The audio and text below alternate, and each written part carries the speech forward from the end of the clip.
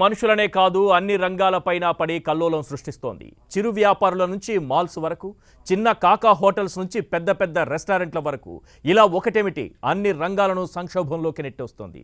గత ఏడాది లాక్డౌన్ కారణంగా వివిధ రంగాలు దెబ్బతింటే ఈసారి అంతకంటే ఎక్కువగా భయపెడుతున్నటువంటి సెకండ్ వేవ్ వైరస్ కోలుకోలేని విధంగా దెబ్బతీస్తోంది.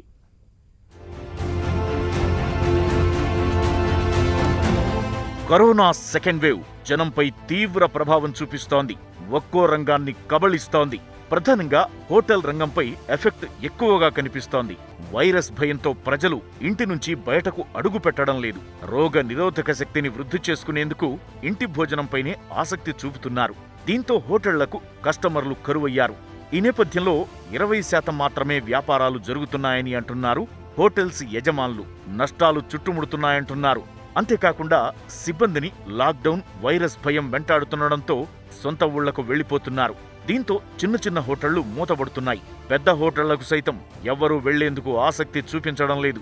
ఆన్లైన్లో ఆర్డర్లు మాత్రం కాస్త కొనసాగుతున్నాయి. అవి కూడా గతంతో పోల్చి చూస్తే బాగా తక్కువగానే ఉన్నాయంటున్నారు. హైదరాబాద్ లాంటి చోట్ల సాయంత్రం 8 తరువాత వాస్తవానికి బిజినెస్ ఎక్కువగా ఉంటుంది. కానీ ఆ సమయంలో మూసివేయాల్సి రావడంతో నష్టాలు తప్పడం లేదంటున్నారు. ఏపీలో అయితే మధ్యాహ్నానికే మూసేయాల్సి వస్తుండడంతో హోటల్ బిజినెస్ పూర్తిగా డౌన్ అయిపోయింది.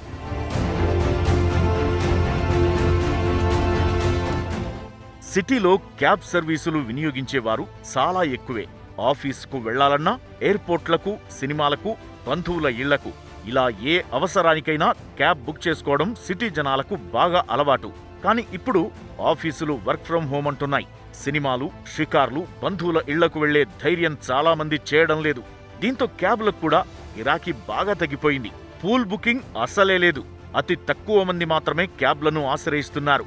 రాత్రిపూట ఆ అవకాశం కూడా లేకపోవడంతో డ్రైవర్లు సైతం ఇళ్లకే పరిమితమైపోతున్నారు. లోన్లు తీసుకుని కార్లు కొనుక్కున్న వాళ్లు అప్పుల్లో మునిగిపోయారు.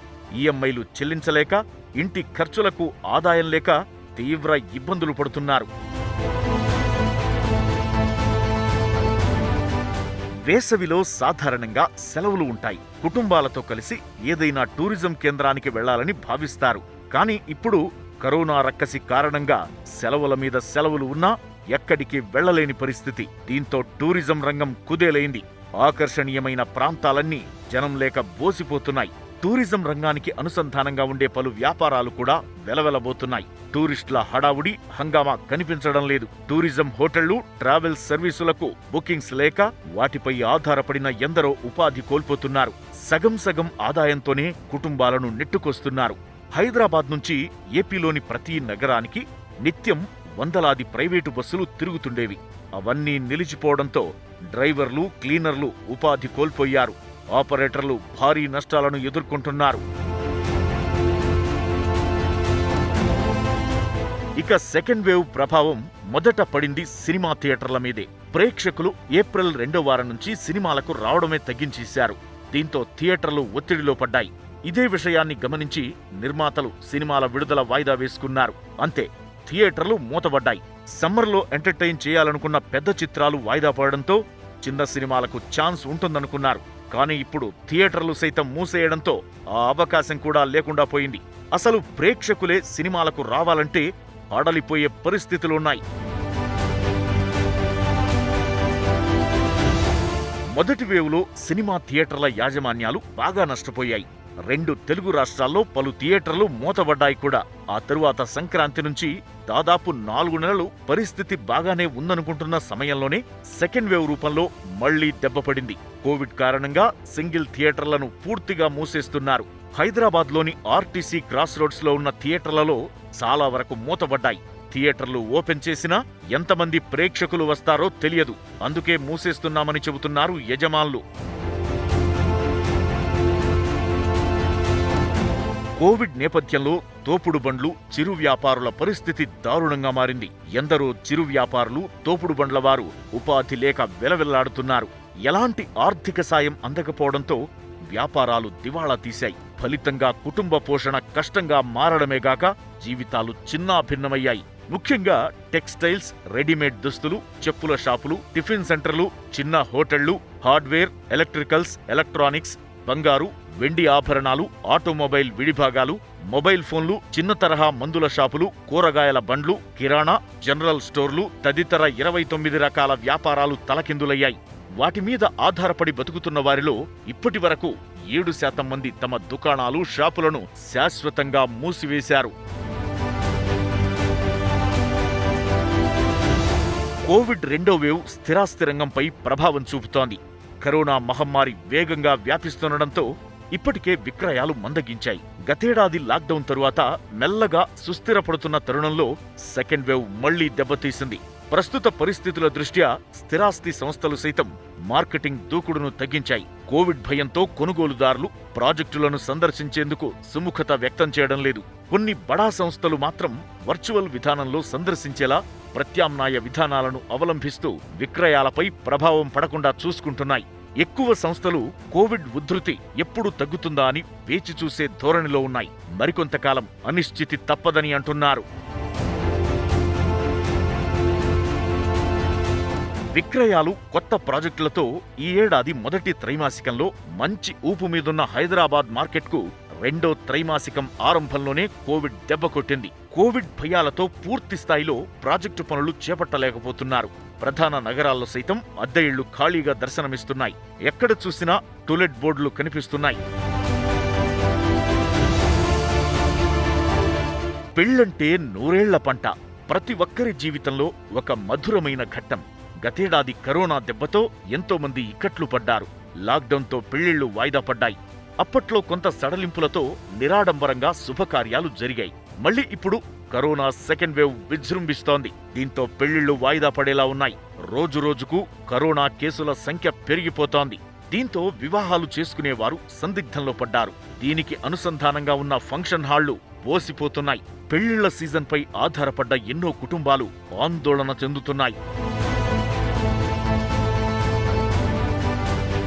ఏప్రిల్ 29 నుంచి జూన్ 7 వరకు ముహూర్తాలున్నాయి. ఆ దిశగా చాలా మంది ముహూర్తాలు నిశ్చయించారు. ఫంక్షన్ హాళ్లను బుక్ చేశారు. వంటవారికి అడ్వాన్సులిచ్చారు. కానీ సెకండ్ వేవ్ కారణంగా వాటికి బ్రేకులు పడేలా ఉంది.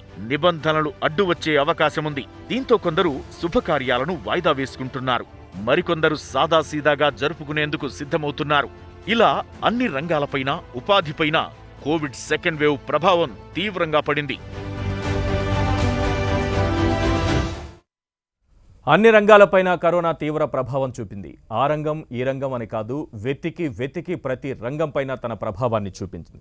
Hotels, travels, theatres, real estate, తోపుడు బండ్లు వ్యాపారులు, చిరు వ్యాపారులు, అలాగే ఫంక్షన్ హాల్స్, టూరిజం, ఇలా ప్రతి రంగం మీద తన ప్రభావాన్ని చూపింది. మరి దెబ్బతిన్నటువంటి ఈ రంగాలు కోలుకోవడం ఎలా? కరోనాను ఒకవైపు కంట్రోల్ చేస్తూనే ఈ రంగాలు కోలుకోవడానికి ప్రభుత్వాలు ఏం చేయాలి? వెల్కమ్ టు రచ్చబండ. నేను ఈశ్వర్. ఈ అంశంపైన మనం చర్చిద్దాం. చర్చలో పాల్గొంటున్నారు పాపారావు గారు, సీనియర్ విశ్లేషకులు, సలావుద్దీన్ గారు, Telangana tax and drivers JAC chairman, ఇక రాజశేఖర్ గారు, క్రడాయ్ హైదరాబాద్ జనరల్ సెక్రటరీ గారు మనకు స్టూడియోలో ఉన్నారు. అమరావతి కృష్ణారెడ్డి గారు, ఏపీ హోటల్స్ అసోసియేషన్ గౌరవ అధ్యక్షులు, నెల్లూరు నుంచి మనకు లైవ్లో అందుబాటులో ఉన్నారు. ముందుగా పాపారావు గారితో మాట్లాడదాం. పాపారావు గారు, మొదటి వేవ్లో మనం చూసినటువంటి అనుభవం, దెబ్బతిన్నటువంటి రంగాలు, లాక్డౌన్తో పరిస్థితి ఏ రకంగా మారింది, ఇది ఒక అనుభవం. ఈ అనుభవం నుంచి మనం కోలుకోలేదు. సెకండ్ వేవ్ ప్రభావం ఈరోజు తీవ్రంగా కనిపిస్తోంది. ఓవరాల్గా మనకు కరోనా అనేది అసంఘటిత రంగం పైన ఎటువంటి ప్రభావం చూపింది? అంటే గత సంవత్సరమే చూసాం, అసంఘటిత రంగం ఈ దేశంలో డిమానిటైజేషన్ తర్వాత, జిఎస్టీ తర్వాత భారీ ఎత్తున దెబ్బతిన్నా ఇప్పటికీ 80% పైన అసంఘటిత రంగం మీదే దేశంలోని ప్రజానీకం ఉపాధి కోసం ఆధారపడి ఉంది. అలాగే జీడిపిలో కూడా ఆల్మోస్ట్ 40% అనుకుంటా దీనికి షేర్ ఉంది అసంఘటిత రంగం. చాలా పెద్ద ఎత్తున భారత ఆర్థిక వ్యవస్థని, అంటే బహుశా నేను అనుకోవటం ఆసియాలోనే అసంఘటిత రంగం ఎక్కువ ఉంటుంది. దానిలో కూడా అన్ని దేశాల్లో కంటే అసంఘటిత రంగం ఎక్కువ ఉన్నది భారతదేశంలోనే. ఇట్లాంటి అసంఘటిత రంగం ఈరోజు దానిలో ఎంతమంది ఉన్నారో కూడా తెలియని పరిస్థితి. అసంఘటిత రంగంలో లెక్కలు కూడా సరైన లెక్కలు కూడా మెయింటైన్ చేయని ఒక నిర్లక్ష్యం ప్రభుత్వం చేస్తుంది. తర్వాత ఏంటంటే దీనిలో పోయిన సంవత్సరం చూసుకునేటట్లయితే కోవిడ్ వేవ్ 1 అప్పుడు మార్చిలో అప్పుడు మొదలైనప్పుడు అసంఘటిత రంగం ఎలా ప్రభావితం అయిందో మనం కళ్ళారా చూడగలిగాం. ఎలా చూడగలిగామంటే ఆ రోజు రాత్రికి రాత్రి మోడీ గారు కొన్ని గంటల సమయం కూడా ఇవ్వకుండా పెట్టిన లాక్డౌన్ వల్ల చాలామంది బస్సులు రైళ్లు ఆగిపోయిన తర్వాత అసంఘటిత రంగ కార్మికులు ఇక బతకలేమో తెలియని స్థితి, బతకగలమో ఇక్కడ బతకలేమో అనే పరిస్థితి వచ్చినప్పుడు వాళ్ళు కాలినడకన ప్రయాణం చేయటం వల్ల ఆ రోజు కోవిడ్ తాలూకు తీవ్రత మనకి తెలిసింది. కానీ ఈరోజు తీవ్రంగా ఉంది నిజానికి.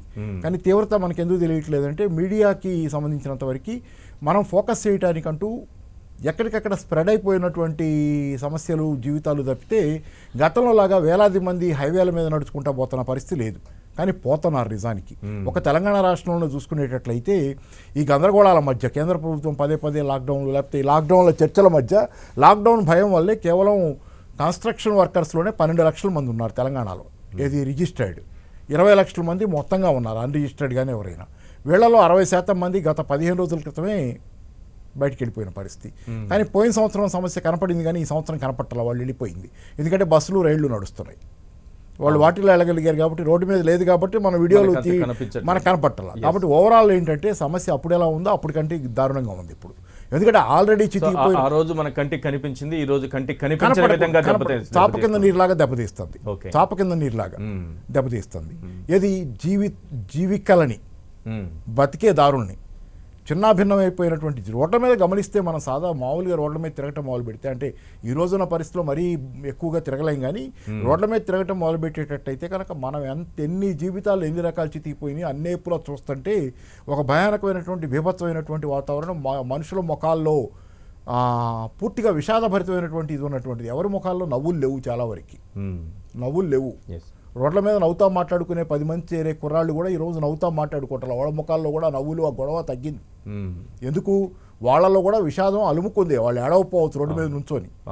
అది ఎందుకంటే ఓవరాల్ ఏంటంటే పరిస్థితి భయానకంగా ఉన్న ఆర్థిక స్థితి ఉంది, ఇది నిజం. అందుకని ఏంటంటే దీనికి గత సంవత్సరం కోవిడ్ కాలంలోనే చాలా తప్పులు చేసాం. అంటే నేను మీరు అడిగిన దాన్ని దాటిపోతారనేమో. గత సంవత్సరం కోవిడ్ కాలంలోనే మనం చాలా మంది చెప్పాము, అంతర్జాతీయంగా కూడా చాలా దేశాలు చేసి చూపించినాయి.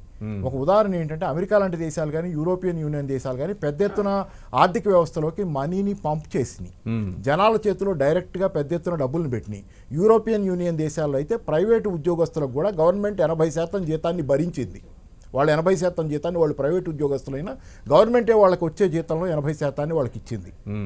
అలాగే అమెరికా లాంటి దేశాల్లో $1,400, $2,400 depending upon number of members in the family, $3,500 నెల బ్యాంక్ అకౌంట్లో జమ చేస్తూ వచ్చింది అమెరికన్ గవర్నమెంట్ పోయిన సంవత్సరమే. దీనివల్ల ఏంటంటే ఆ దేశాలు తొందరగా రికవర్ అయ్యి బయటపడ్డాయి. అంత చేసినా ట్రంప్ ఓడిపోయాడు అక్కడ. అయిపోయిన తర్వాత ఇప్పుడు కోవిడ్ ఇప్పుడు వచ్చిన తర్వాత ఇప్పుడు చూడండి యూరోపియన్ యూనియన్ దేశాలు పెద్ద ఎత్తున ప్రజలను ఆదుకుంటున్నాయి. అలాగే అమెరికాలో మీరు గమనిస్తే గత బిడెన్ వచ్చిన తర్వాత ఈరోజు $1.9 ట్రిలియన్ అంటే 1.9 లక్షల కోట్ల ఉద్దీపన పథకం డాలర్లో ఇచ్చాడు. అది ఇంకా ఇస్తున్నాడు. కానీ ఇదే ఉద్దీపన పథకం ఇవ్వడానికి భారత ప్రభుత్వం తాలూకు అభ్యంతరాలని పోయిన సంవత్సరం చూసాం.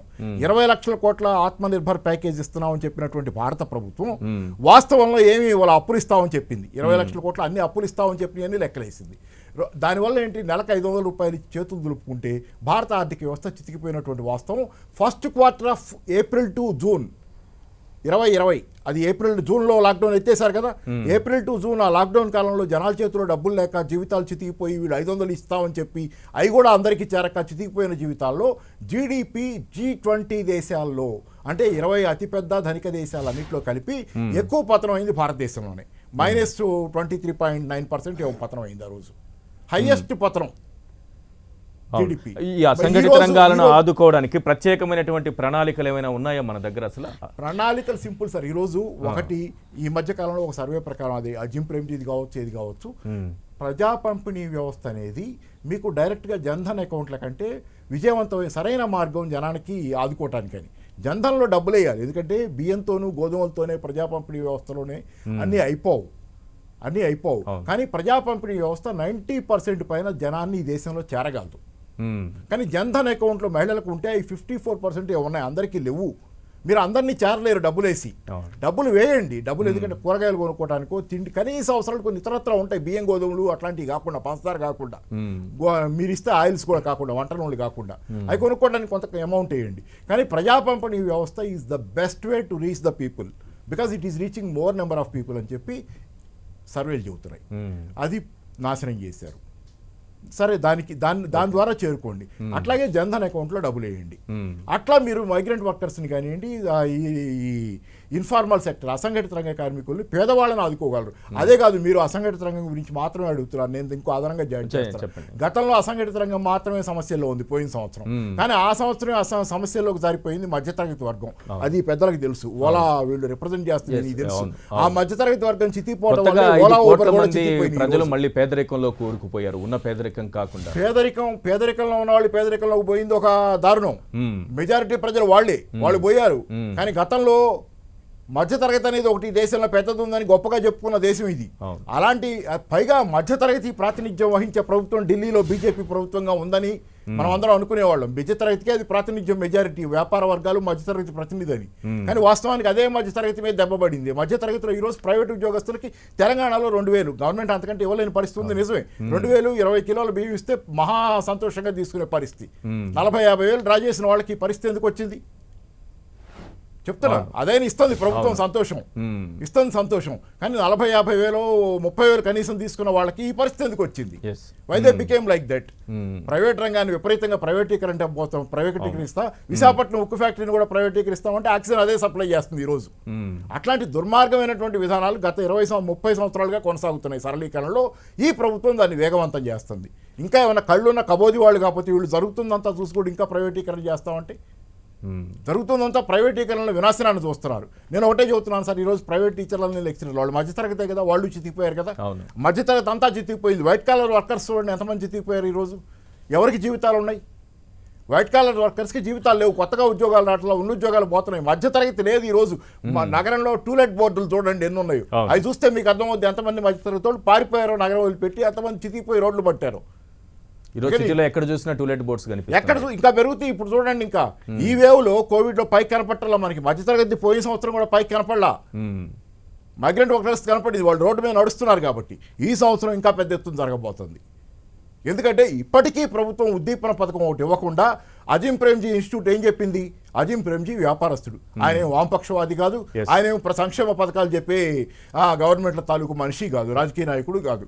ఒక వ్యాపారస్తుడు, మంచి వ్యాపారస్తుడు, మంచి మనిషి. ఆయన ఏం చెప్తున్నాడు? ఆయన ఇన్స్టిట్యూట్ ఏం చెబుతుంది? యూనివర్సిటీ ఇప్పటికిప్పుడు 5.5 లక్షల కోట్ల రూపాయలతో మీరు ఒక ఉద్దీపన పథకం ఇవ్వకపోతే ఈ దేశం సర్వనాశనం అవుద్దని ఒక రిపోర్ట్ ఇచ్చింది అజిం ప్రేమ్జీ యూనివర్సిటీ. 5.5 లక్షల కోట్లతో ఎలా? నెల 5,000 రూపాయలు అవసరమైన అందరి బ్యాంక్ అకౌంట్లో వేయండి అన్నారు. అలాగే ఇంకేం చెప్పారు? జాతీయ ఉపాధి హామీ పని దినాల్ని 100 రోజులు కాదు 175 రోజులకు పెంచండి అని చెప్పారు. అసలు 100 రోజులే ఇవ్వటంలా వీళ్ళు. అలాగే జాతీయ ఉపాధి హామీ పథకం కేటాయింపు ఈ సంవత్సరం 73-75 వేల కోట్లు ఉంది, వేల కోట్లు. అది కాదు 175,000 కోట్లు అనుకుంటా వాళ్ళు చెప్పింది, ఇవ్వండి అని చెప్పారు.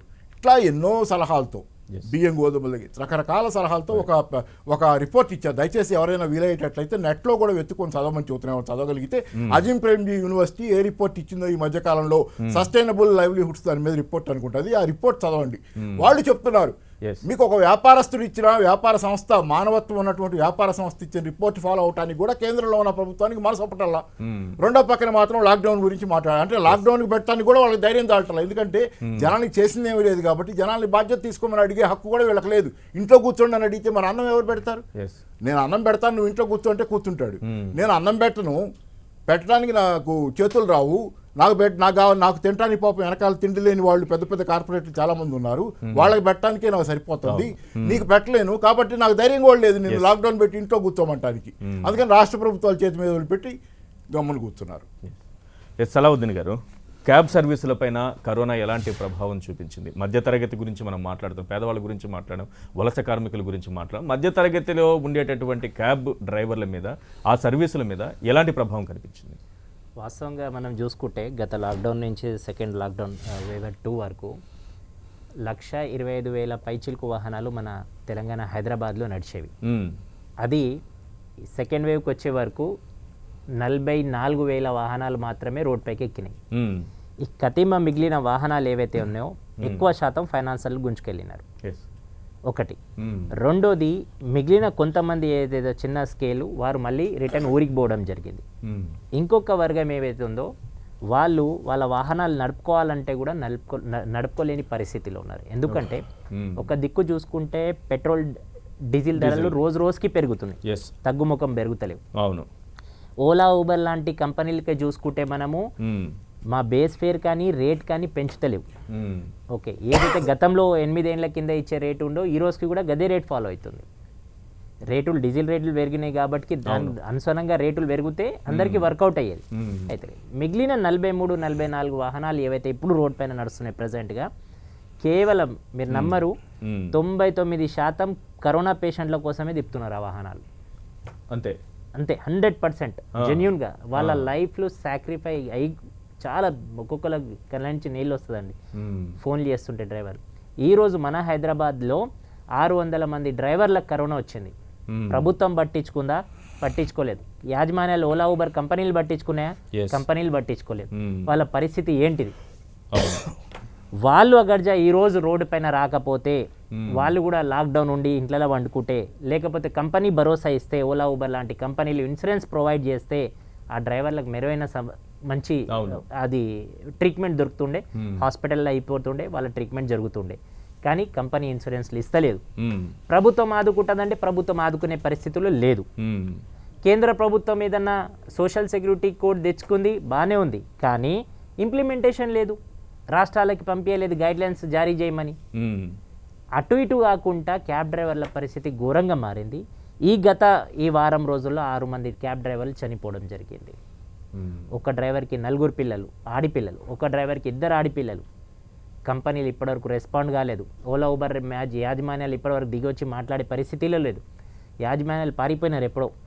లాక్డౌన్ అన్నట్టుగా వాళ్ళు షాప్, అది వాళ్ళ ఏవైతే సెంటర్స్ ఉన్నాయో, హబ్స్ ఉన్నాయో, మెయిన్ ఆఫీస్ అవి తీసేసినారు. ఎక్కడైతే చిన్న చిన్న ఫ్రాంచైజ్ పెట్టి వెండర్ టైప్లో పెట్టుకొని వాళ్ళతో పని నడిపించుకుంటున్న పరిస్థితిలో ఉన్నారు ఇప్పుడు. అలాంటి కంపెనీల పైన ఎన్ని ట్రిప్పులు ఉండేవి గతంలో? మామూలుగా ఎలా ఉండేది? ఇప్పుడు పరిస్థితి ఎలా ఉంది? గతంలో ఒక డ్రైవర్ మినిమం మ్యాక్సిమంగా ఒక 15 నుంచి 20 ట్రిప్స్ కొట్టేది పర్ డే. కొడితే అది 48 గంటలు. ఓకే, 16 నుంచి 48 గంటలు చేస్తే. ఓకే, ఇప్పుడు అదే ట్రిప్ మన దగ్గర ఇప్పుడు స్కీమ్స్ లేవు, ఇన్సెంటివ్స్ లేవు, ఏం లేవు. డ్రైవర్ కేవలం కొట్టాలని నడుపుతున్నా అంటే పొట్ట తిప్పలు నడుపుకుంటుండే. ఎంతో వస్తుంది ఆశ అండి, ప్రాణాలకు తెగించి నడపడం ఈ టైంలో నడపడం ఆశ. ఏమంటే ఈరోజు రోడ్ పైకి వెళ్తే ఏదో ఒక 100 రూపాయలు 500 రూపాయలు సంపాదించుకొని ఇంటికి పోతానేమో అని ఆశ. ప్రతి డ్రైవర్కి ఆశ ఉంటుంది. ఎందుకు అంటే బండి ఈఎంఐ ఎక్కడి నుంచి తెచ్చి కట్టాలి, ఇల్లు ఎట్లా గడవాలి. ఇప్పుడు సార్ అంటున్నట్టు ప్రతిరోజు అయితే ఇల్లు గడవలేదు కదా ఉట్టిగా. అది బాధ ఎక్కువ ఉంది. ఇల్లు గడవాలంటే రోజు వారికి నిత్య సరుకులు అయితే కావాలి కదా, పప్పు, ఉప్పు, అన్నం, బియ్యం అవన్నీ కొని తినాలవలసిందే. రెక్కాడితే కానీ డొక్కాడిన పరిస్థితిలో ఉంటారు డ్రైవర్లు. రోటీ కప్పడం మకాన్ కోసం శ్రమ కంటిన్యూగా శ్రమ పడితేనే తప్ప లేకపోతే దాని ఫలితం ఉండదు. బాధ్యత తీసుకోలేదు సార్, ఇప్పటి వరకు బాధ్యత తీసుకోలేదు.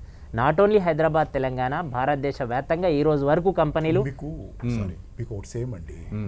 ప్రైవేట్ కాలేజీలో ప్రైవేట్ టీచర్లు, లెక్చరర్లు ఉన్నారు.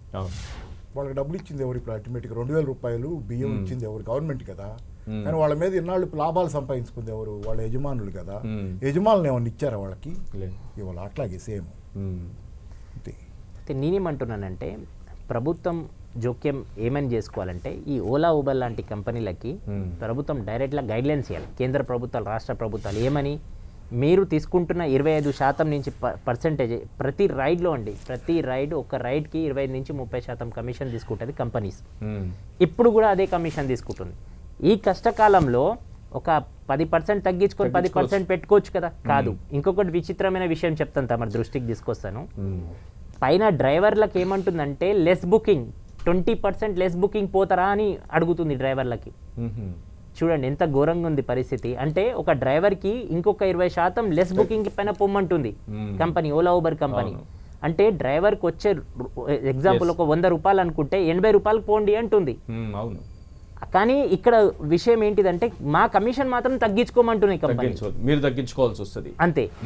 ఇక్కడ చూడండి ఎంత ఇది దౌర్జన్యం నడుస్తుంది.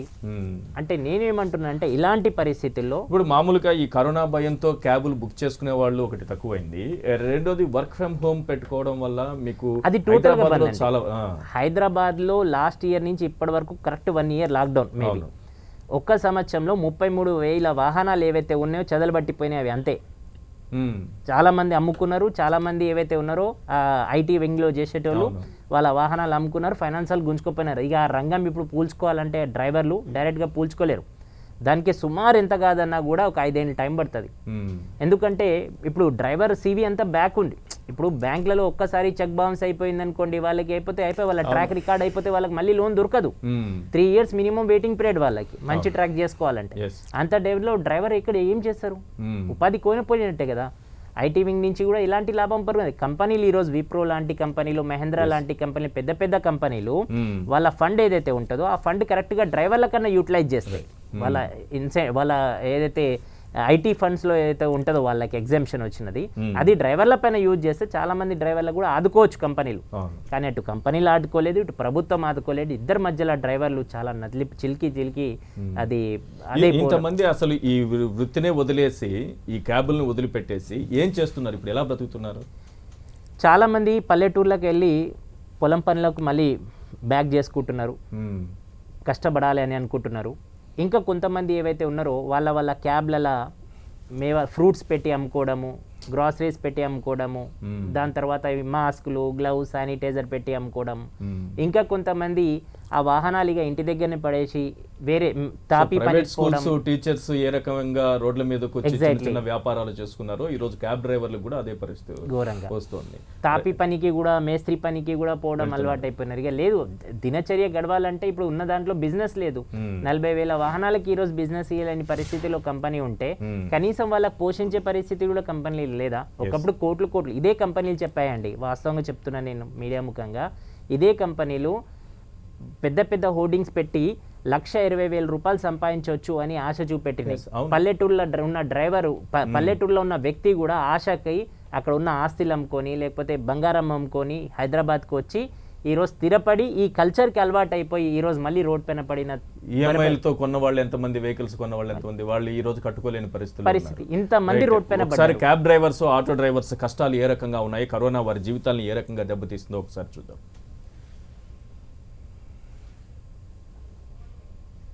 ఈ 6 గంటల్లో మేము ఏం చేయాలో మాకు అర్థం కావట్లేదు. వస్తాను, కూర్చుంటాను, ఇంటికి వెళ్ళిపోతాను. నిన్న మళ్ళీ ఆయిల్గా రేటు పెంచారు 40 పైసలు. గ్యాసే పెరుగుతుంది. ఇక్కడికి వచ్చి బండికి 250 రూపాయలు అద్దె కట్టకపోతే 500 కొట్టాలి. ఎందుకంటే లాక్డౌన్ ఒక 50 తగ్గించాడు, 500 కొట్టాలి. ఈడిని కట్టాలా, మా ఇంట్లో చూసుకోవాలా. ఇంటికాలను అద్దె కట్టకపోతే ఇంటికాలను ఊరుకోవట్లేదు, ఆటోకి అద్దె కట్టకపోతే ఈడిని ఊరుకోవట్లేదు. ఎలా బతుకుతాం సార్? పొద్దున వచ్చి 100 రూపాయలు తోలితే ఒట్టు. చాలా ఇబ్బందుల పాలవుతున్నాము. ఈ సమ్మర్ అంటే పెళ్ళిళ్ళ సీజన్ ఉండి దాదాపు ఒక 1000 రూపాయలు 500 మిగిలేటివి మాకు.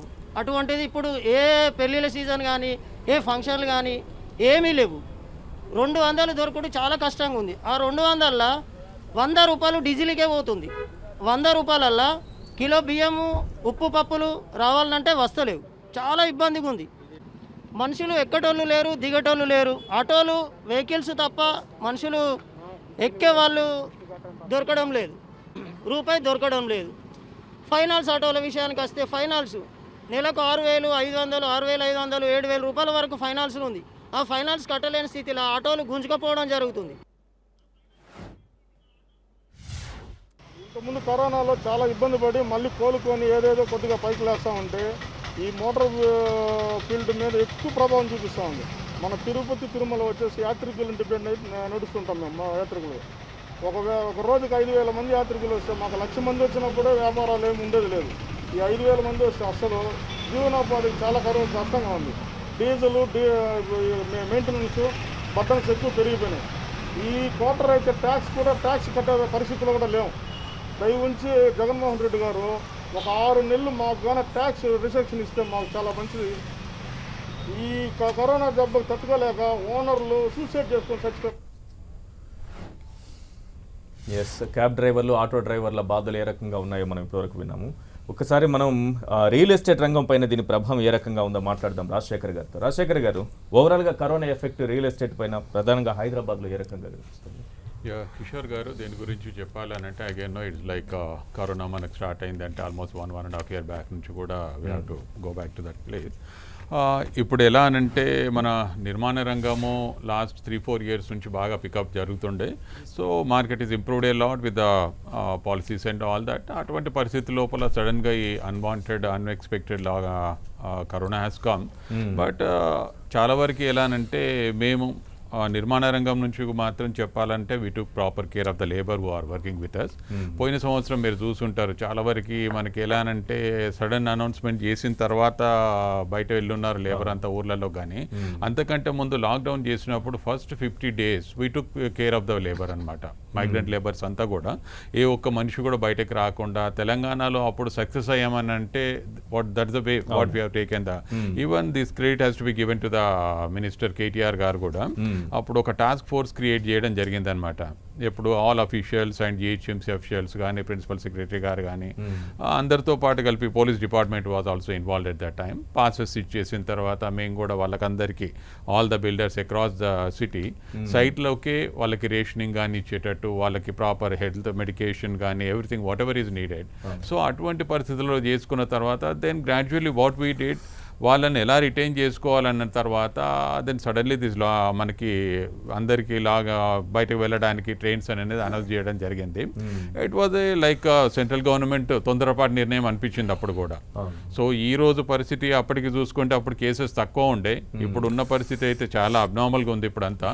సో అప్పుడు కూడా ఏం చేస్తున్నాము, వెళ్ళిన తర్వాత కూడా ఒకటి మన దగ్గర నుంచి జరిగిన ఒక మంచి పని ఏంటంటే government has took the maybe no proper care for them to reach their homes at the time. అంటే కూడా పాసెస్ కానీ ప్రొవైడ్ చేయడము, తర్వాత వాళ్ళకి ట్రైన్స్ కానీ అనౌన్స్ చేసినప్పుడు కూడా వాళ్ళందరికీ కూడా ఒక పద్ధతి ప్రకారం ఇబ్బందులు లేకుండా అది చేసిన తర్వాత then was a feeling for the people మళ్ళీ రిటర్న్ మనము తెలంగాణకి రావాలా, హైదరాబాద్కి రావాలనేది ఒకటి మాత్రం that part has been really good for us. ఆ రకంగా నిర్మాణ రంగం గురించి కూడా చెప్పాలంటే మేము మా ఇండస్ట్రీ నుంచి కూడా చాలా సపోర్ట్ చేయడం జరిగింది.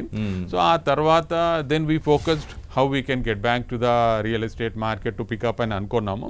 సో అనుకోకుండా మనకు తెలిసిందే హైదరాబాద్ నిర్మాణ రంగం 3-4 సంవత్సరాలుగా పికప్ అయిన దానికి ఇంకా కూడా ఫ్యూచర్ ఉంది. ఎందుకంటే the investments are coming up for the long term prospects and all that. Industrial growth కూడా ఉంది మన దగ్గర ఇప్పుడంతా కూడా. Hyderabad is a happening place and Telangana is also picking up a lot across the state also. So ఇలా ఉన్న పరిస్థితి లోపల again the second wave really impacted. ఆ నిర్మాణ రంగంలో ఆ జోరు తగ్గిందా? అప్పటికి ఇప్పటికి ఎలా ఉంది పరిస్థితి? లేదండి, ఇది తగ్గడానికి అవకాశం లేదు. దీని మీద ఆధారపడిన మిగతా అంటే నిర్మాణ రంగం పైన ఆధారపడిన వివిధ విభాగాలు ఉంటాయి అందులో, వాళ్ళ పరిస్థితి ఎలా ఉంది? This industry is dependent on around 250 sub materials అనమాట. Different materials will be required for us. So ఇక్కడ దీని ఇంపాక్ట్ పడుతుందండి, లేకుండా అనేది లేదు. లాస్ట్ 1 year నుంచి చూసినా కూడా ఈవెన్ కొంత సర్వైవల్లో వచ్చున్నాము. తర్వాత ఈవెన్ ప్రైస్ ఇంక్రీజ్ అయినా కూడా మేము దాన్ని రిటైన్ చేసుకుంటా సస్టైన్ చేసుకుంటా కూడా ముందుకెళ్తున్నాము. బట్ ఈ మధ్యలో వచ్చిన తర్వాత ఈ ఇంపాక్ట్ మాత్రం పడుతుంది. ఇంతవరకు మేము చెప్తాము రియల్ ఎస్టేట్ మీద అంతగా అంటే జరిగి మనకి లాస్ట్ 1 year నుంచి కానీ రికవర్ చేసుకోవడానికి ప్రయత్నం చేసాము ఉన్న దాంట్లో. ఎందుకంటే నష్టాన్ని భరించుకుంటూ కూడా లేబర్ కూడా వచ్చిన వాళ్ళకి కూడా కొంచెం ఒక 10-20% కొంచెం వేజెస్ హైక్ చేసి అయినా కూడా వాళ్ళకి బెటర్ ఫెసిలిటీస్ ప్రొవైడ్ చేస్తూ కూడా that why it was really good ఒక రకంగా చూస్తే. కానీ ఇప్పుడు ఇన్న కొత్త దాంతో కూడా ఇప్పుడు మనకి లేబర్ కి ప్రాబ్లం లేకుండా చూసుకున్నాము. బట్ ఓవరాల్ గా లేబర్ పూర్తి స్థాయిలో అందుబాటులో ఉన్నారు అన్ని విభాగాలకు సంబంధించి. మీరు అన్నారు కదా అట్లా అన్ని రంగాలకు సంబంధించి అందులో చాలా విభాగాలకు కార్పెంటర్ దగ్గర నుంచి ఎలక్ట్రీషియన్ దగ్గర నుంచి ప్లంబర్ దగ్గర నుంచి ప్రతి అంశానికి సంబంధించి అందరూ ఈ రోజు అందుబాటులో ఉన్నారా? ఇప్పటి వరకు చెప్పాలని అంటే అండి సైట్లో పెద్ద సైట్లలో చిన్న సైట్లలో కొన్నిటి గురించి చెప్పలేము. కానీ బయట ఉండే వాళ్ళకి మేజర్ ఇక బిగ్గర్ ప్రాజెక్ట్స్ దగ్గర ఎలా ఉంటుందంటే సైట్ క్యాంప్స్లలో విత్ ఆల్ ద ఫెసిలిటీస్ వాళ్ళందరూ ఉండడానికి ఫెసిలిటీస్ ప్రొవైడ్ చేసి ఉంటుందన్నమాట. సో అక్కడ all the care has been taken. ఇప్పటి వరకు మాకు తెలిసి కూడా మాకు వచ్చే ఫీడ్బ్యాక్ ప్రకారము ఎవరు వెళ్ళకుంటుంటే ఈ మధ్యలో ఒక ఇనిషియేటివ్ తీసుకున్నాం. యాక్చువల్గా లాస్ట్ 1 month నుంచి వీఆర్ ట్రయింగ్ ఫర్ దాట్. మా మెంబర్స్ తోటి ఒక ఇనిషియేటివ్ లాగా పూజ చేసామన్నమాట. ఇది మనకి ఫస్ట్ స్టాఫ్ కూడా ఈ మధ్యలో ఇంపాక్ట్ తోటి కూడా కోవిడ్ ఎఫెక్ట్ ప్రతి ఈవెన్ ఆఫీసులలో కూడా స్టార్ట్ అయిపోయింది. లేబర్ అనొద్దు కానీ సైట్లలో వర్కర్స్కి ఇమ్యూనిటీ ఉండడం ఏంటో కానీ వాళ్ళు తట్టుకోవడం జరుగుతుంది. సో ఈ మధ్యలో ఏమనుకున్నాం మా ఇండస్ట్రీ వైపు నుంచి కూడా మనం కూడా గవర్నమెంట్కి సపోర్ట్గా కానీ మన బిల్డర్స్ కూడా సామాజిక బాధ్యత ఒక సోషల్ రెస్పాన్సిబిలిటీ కింద ఉంటుందని చెప్పేసి ముందుగా టు స్టార్ట్ విత్ ఇది లేబర్కి కానీ మా స్టాఫ్కి ఫ్యామిలీస్కి కానీ వ్యాక్సినేషన్ ఇప్పియాలని ఒక ఆలోచనతోటి we approach the government and private hospitals also. దాని గురించి మేము ఏఐజీ హాస్పిటల్ నాగేశ్వర రెడ్డి గారిని కూడా కలవడం జరిగింది. ఇక్కడ మనకి హైదరాబాద్ కానీ తెలంగాణ రాష్ట్రం కానీ ఓవరాల్ గా లాక్డౌన్ టైంలో వలస కూలీలందరూ స్వస్థలాలకు వెళ్ళిపోయిన వాళ్ళు మళ్ళీ నమ్మకంతో తిరిగి వచ్చారా? రెండో అంశం, ఇప్పుడు మళ్ళీ ఈ సిచ్యువేషన్ చూసిన తర్వాత ఇక్కడే ఉంటారా నమ్మకంతో? దానికి రైట్ పాయింట్ అండి. ఎందుకనంటే అదే చెప్పాను ఇంతకుముందు కూడా, మన తెలంగాణ ప్రభుత్వం అయితే బిల్డర్లు కానీ తీసుకున్న వాళ్ళ వెల్ఫేర్ అంటే వాళ్ళ గురించి తీసుకున్న వెల్ఫేర్ ఆలోచనలు కానీ ప్రభుత్వం కూడా పంపించేటప్పుడు కూడా వాళ్ళ కోసం ఆలోచిస్తే ఏ ఇబ్బంది లేకుండా కూడా పంపించే దాని ప్రకారము majority of the people, I don't know about the other states how they went, but మన తెలంగాణకి కానీ హైదరాబాద్కి మాత్రము లేబర్ వెళ్ళిన వాళ్ళంతా కూడా ఒక ఫస్ట్ 2-3 months కానీ ఇబ్బంది అయింది. బట్ తర్వాత అందరూ ఒక సఫిషియంట్ రిక్వైర్మెంట్ ప్రకారమే అందరూ వచ్చున్నారు. రైట్, మనతో పాటు జాయిన్ అయ్యారు ఆరెంజ్ ట్రావెల్స్ ఎండి సునీల్ రెడ్డి గారు. వారితో మాట్లాడడానికి ముందు ఒకసారి మనం అమరావతి కృష్ణారెడ్డి గారితో మాట్లాడదాం, ఏపీ హోటల్స్ అసోసియేషన్ గౌరవ అధ్యక్షులు వారు. కృష్ణారెడ్డి గారు, ఈరోజు టూరిజం ఎంత దెబ్బతిందో మనం అందరం చూస్తూనే ఉన్నాం. దాని ప్రభావం ప్రధానంగా ఈ హోటల్ రంగం పైన కూడా పూర్తిగా పడింది. ఎలా ఉంది ఇప్పుడు ప్రజెంట్ సిచ్యువేషన్, కరోనా ప్రభావం హోటల్స్ రంగం పైన ఏ రకంగా ఉంది? నమస్కారం ఈశ్వర్ గారు. నమస్తే సార్. మీ స్పీచ్ బాగుంటుందండి, మేము చాలాసార్లు చూస్తుంటాము. Right, thank you. నమస్తే. 10 TV నిజాన్ని నిర్భయంగా చెప్తూ ప్రజలకి ఎంతో మేలు చేస్తుంది. అలాగే హోటల్ రంగము, నేను సుమారు 40 సంవత్సరాల నుంచి హోటల్లో ఉన్నానండి. ఈ 40 సంవత్సరాల హోటల్లో చూసింది ఈ బాధలు చూడలేదు ఎప్పుడు కూడా. లాస్ట్ టైం కోవిడ్ వచ్చినప్పుడు మనం కోవిడ్లో కొన్ని అప్పులు తెచ్చి హోటల్లో రంగం చేసుకున్నాము. ఈ వర్కర్స్ అందరికీ ఆఫ్ జీతాలు ఇస్తూ వాళ్ళని మనం కొద్దిగా పట్టుకొచ్చాము. కానీ అది క్రమేణా ఏమైందంటే వ్యాపారం తగ్గిపోతూ వచ్చి ఈ లాక్డౌన్ లాస్ట్ టైం పెట్టినప్పుడు వల్ల హోటల్ రంగం పూర్తిగా నష్టపోయిందండి. సుమారు నాకు తెలిసి ఒక 2,000 మంది పెద్ద హోటల్స్ ఉంటాయండి, 10,000 చిన్న హోటల్స్ ఉంటాయి. సుమారు ఒక 3 లక్షల కార్మికులు దీని మీద ఆధారపడినారు. ఈ 3 లక్షల కార్మికులు ఈ హోటల్ ఇండస్ట్రీ మీద పడిన తర్వాత ప్రభుత్వానికి కట్టే ట్యాక్స్ హోటల్ పరిశ్రమనండి. అన్ని ట్యాక్సులు ఏ సంస్థ కట్టదు. ఈఎస్ఐ కానీ, ప్రావిడెంట్ కానీ, మున్సిపల్ పన్ను కానీ, ట్రేడ్ లైసెన్స్ కానీ, కుళాయి పన్ను కానీ, జిఎస్టీ కానీ, ఇన్కమ్ ట్యాక్స్ కానీ, ఇవన్నీ కూడా ప్రభుత్వకు ఆదాయం వచ్చేది హోటల్ పరిశ్రమ. అలాంటి హోటల్ పరిశ్రమ ఈరోజు చాలా కష్టాల్లో ఉంది. ఒక విధంగా రైతుల ఆత్మహత్యలకు హోటల్ ఆత్మహత్యలు జరిగే పరిస్థితికి వచ్చింది. లాస్ట్ టైం కరోనాలో బ్యాంకులో లోన్ తెచ్చుకొని హోటల్ రన్ చేశారు. ఈ వర్కర్లకి ఏదో సగం జీతాలు ఇచ్చి సగం మెయింటైన్ చేశారు. తర్వాత కరోనా పోయిన తర్వాత మళ్ళీ మధ్యలో కొంచెం 2 నెలల నుంచి కొంచెం సుమారుగా ఫిక్కపేయడానికి ఏదో మళ్ళీ అప్పులు తెచ్చుకొని మళ్ళీ గ్యాస్ వాడికి అప్పు, ఆయిల్ వాడికి అప్పు పెట్టుకొని ఏదో మళ్ళీ హోటల్ చేసుకున్న తర్వాత మళ్ళీ ఇప్పుడు వచ్చి కరోనా వచ్చే లోపల విపరీతమైన నష్టాలకు వచ్చేసిందండి. నిజంగా హోటల్ ఇప్పటికే చాలా హోటల్ మూసేశారు. నెల్లూరులో ఒక ఫేమస్ అయిన hotels, Mayuri hotel, princess hotel, Raj Darbar, అనేక హోటళ్ళు వాళ్ళు లాస్ట్తో మూసేశారు.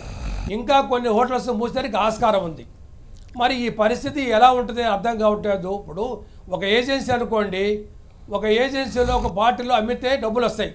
కానీ హోటల్ అటు కాదండి. వ్యాపారం ఉన్నా లేకపోయినా ఆ రోజు మధ్యాహ్నం పారబోసేయాలి, మళ్ళీ సాయంకాలం మనం ఫ్రెష్గా చేసుకోవాలా. మరి అటువంటి పరిశ్రమలో ఈరోజు దుర్భర స్థితి అంటే 10 మందికి అన్నం పెట్టే అతను ఆ హోటల్ యజమానికి అన్నం లేని పరిస్థితి కొరపడతా ఉంది. అనేక జిల్లాలు అలమటిస్తున్నాయి, అనేక జిల్లాలు బాధల్లో ఉన్నాయి. వర్కర్స్ ఏమో మన దగ్గర నమ్ముకున్నారు. ఈరోజు రాష్ట్రాల లెవెల్లో 3 లక్షల మంది కార్మికులు హోటల్లో పనిచేస్తారు. వాళ్ళు మమ్మల్ని నమ్ముకున్నారు.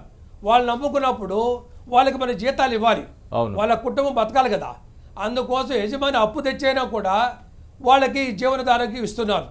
అలా నట్టుకుంటూ వచ్చినది ఈరోజు ఈ పరిస్థితుల్లో ఉంటే ప్రభుత్వం ఆదుకోకపోతే ఇప్పుడు ఈ కర్ఫ్యూతో మధ్యాహ్నం 12 గంటలకల్లా మూసేయాలంటున్నారు కదా. మధ్యాహ్నం 12 తర్వాత ఏవి ఉండే అవకాశం లేదు. హోటల్ చెప్పండి కిషోర్ గారు. ఎస్ ప్లీజ్ చెప్పండి సార్. ఈ హోటల్స్ 2 గంటలకు 12 గంటలకు ఇచ్చే టైమింగ్, 12 గంటలకు ఇచ్చే తర్వాత హోటల్స్ చాలా హోటల్ తీయలేదండి. ఎందుకంటే జరిగేది 12 గంటల నుంచి వ్యాపారం. అవును, 12 గంటల నుంచి వ్యాపారం తీసినప్పుడు వాళ్ళకి జనం ఎట్లా వస్తారు ఈ కర్ఫ్యూ వల్ల. అందువల్ల ఆల్మోస్ట్ 95% హోటల్ తీయలేదు.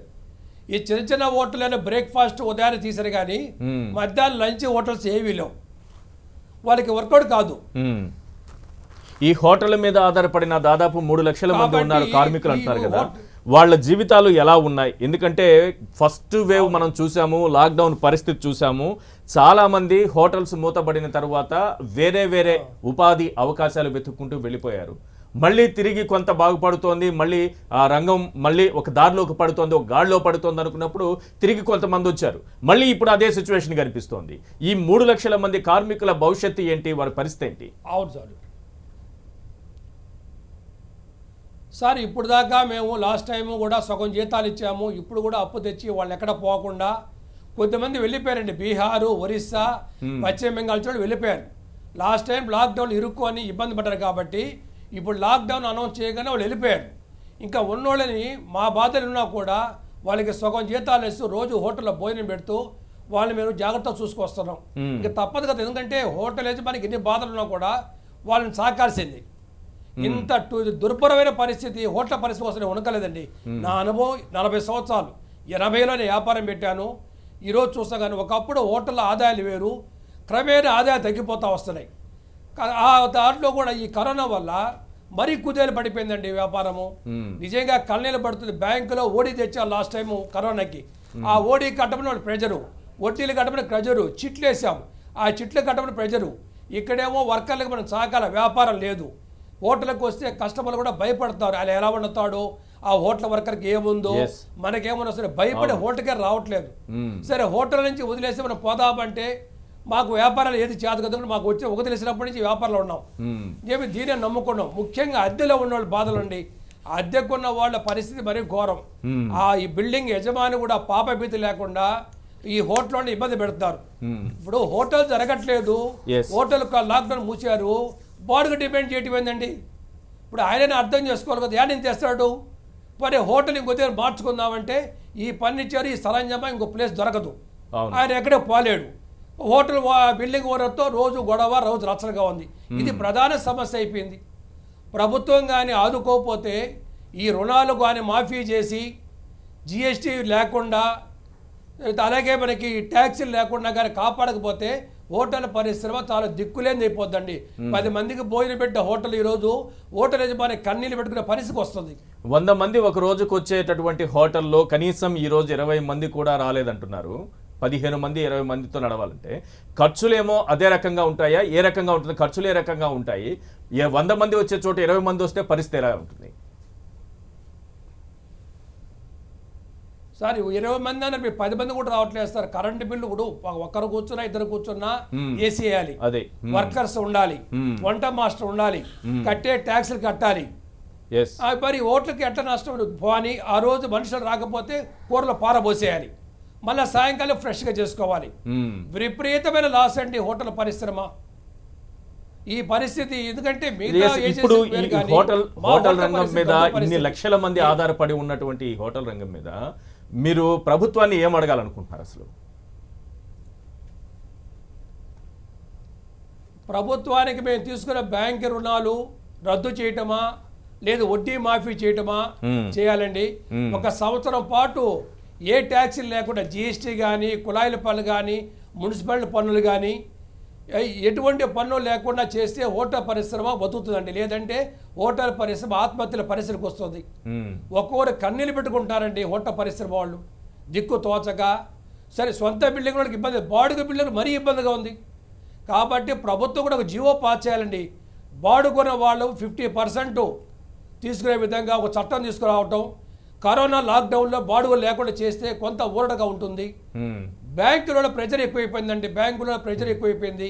ఆ బ్యాంకులకి రుణాలు మరి రద్దు చేయటమా, లేదంటే వడ్డీ మాఫీ చేయటమా, ఏదో. ఎందుకంటే ఇన్ని సంవత్సరాలు మేము గవర్నమెంట్ కట్టామండి ఎన్నో ట్యాక్సులు.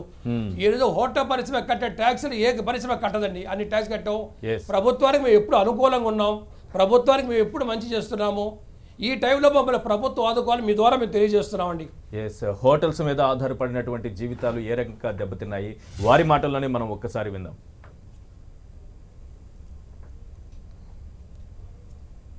ఇది కానీ చాలా భయంకరంగా అసలు తగ్గిపోవటం, స్వచ్ఛందంగా మేమే కట్టేయటం. 10 రోజుల ముందుగానే లాక్డౌన్కి ప్రభుత్వం విధించినటువంటి 6 గంటల నుంచి 12 ఉదయం అనేది కంటే 10 రోజుల ముందుగానే మేము అందరం కట్టేయటం జరిగింది.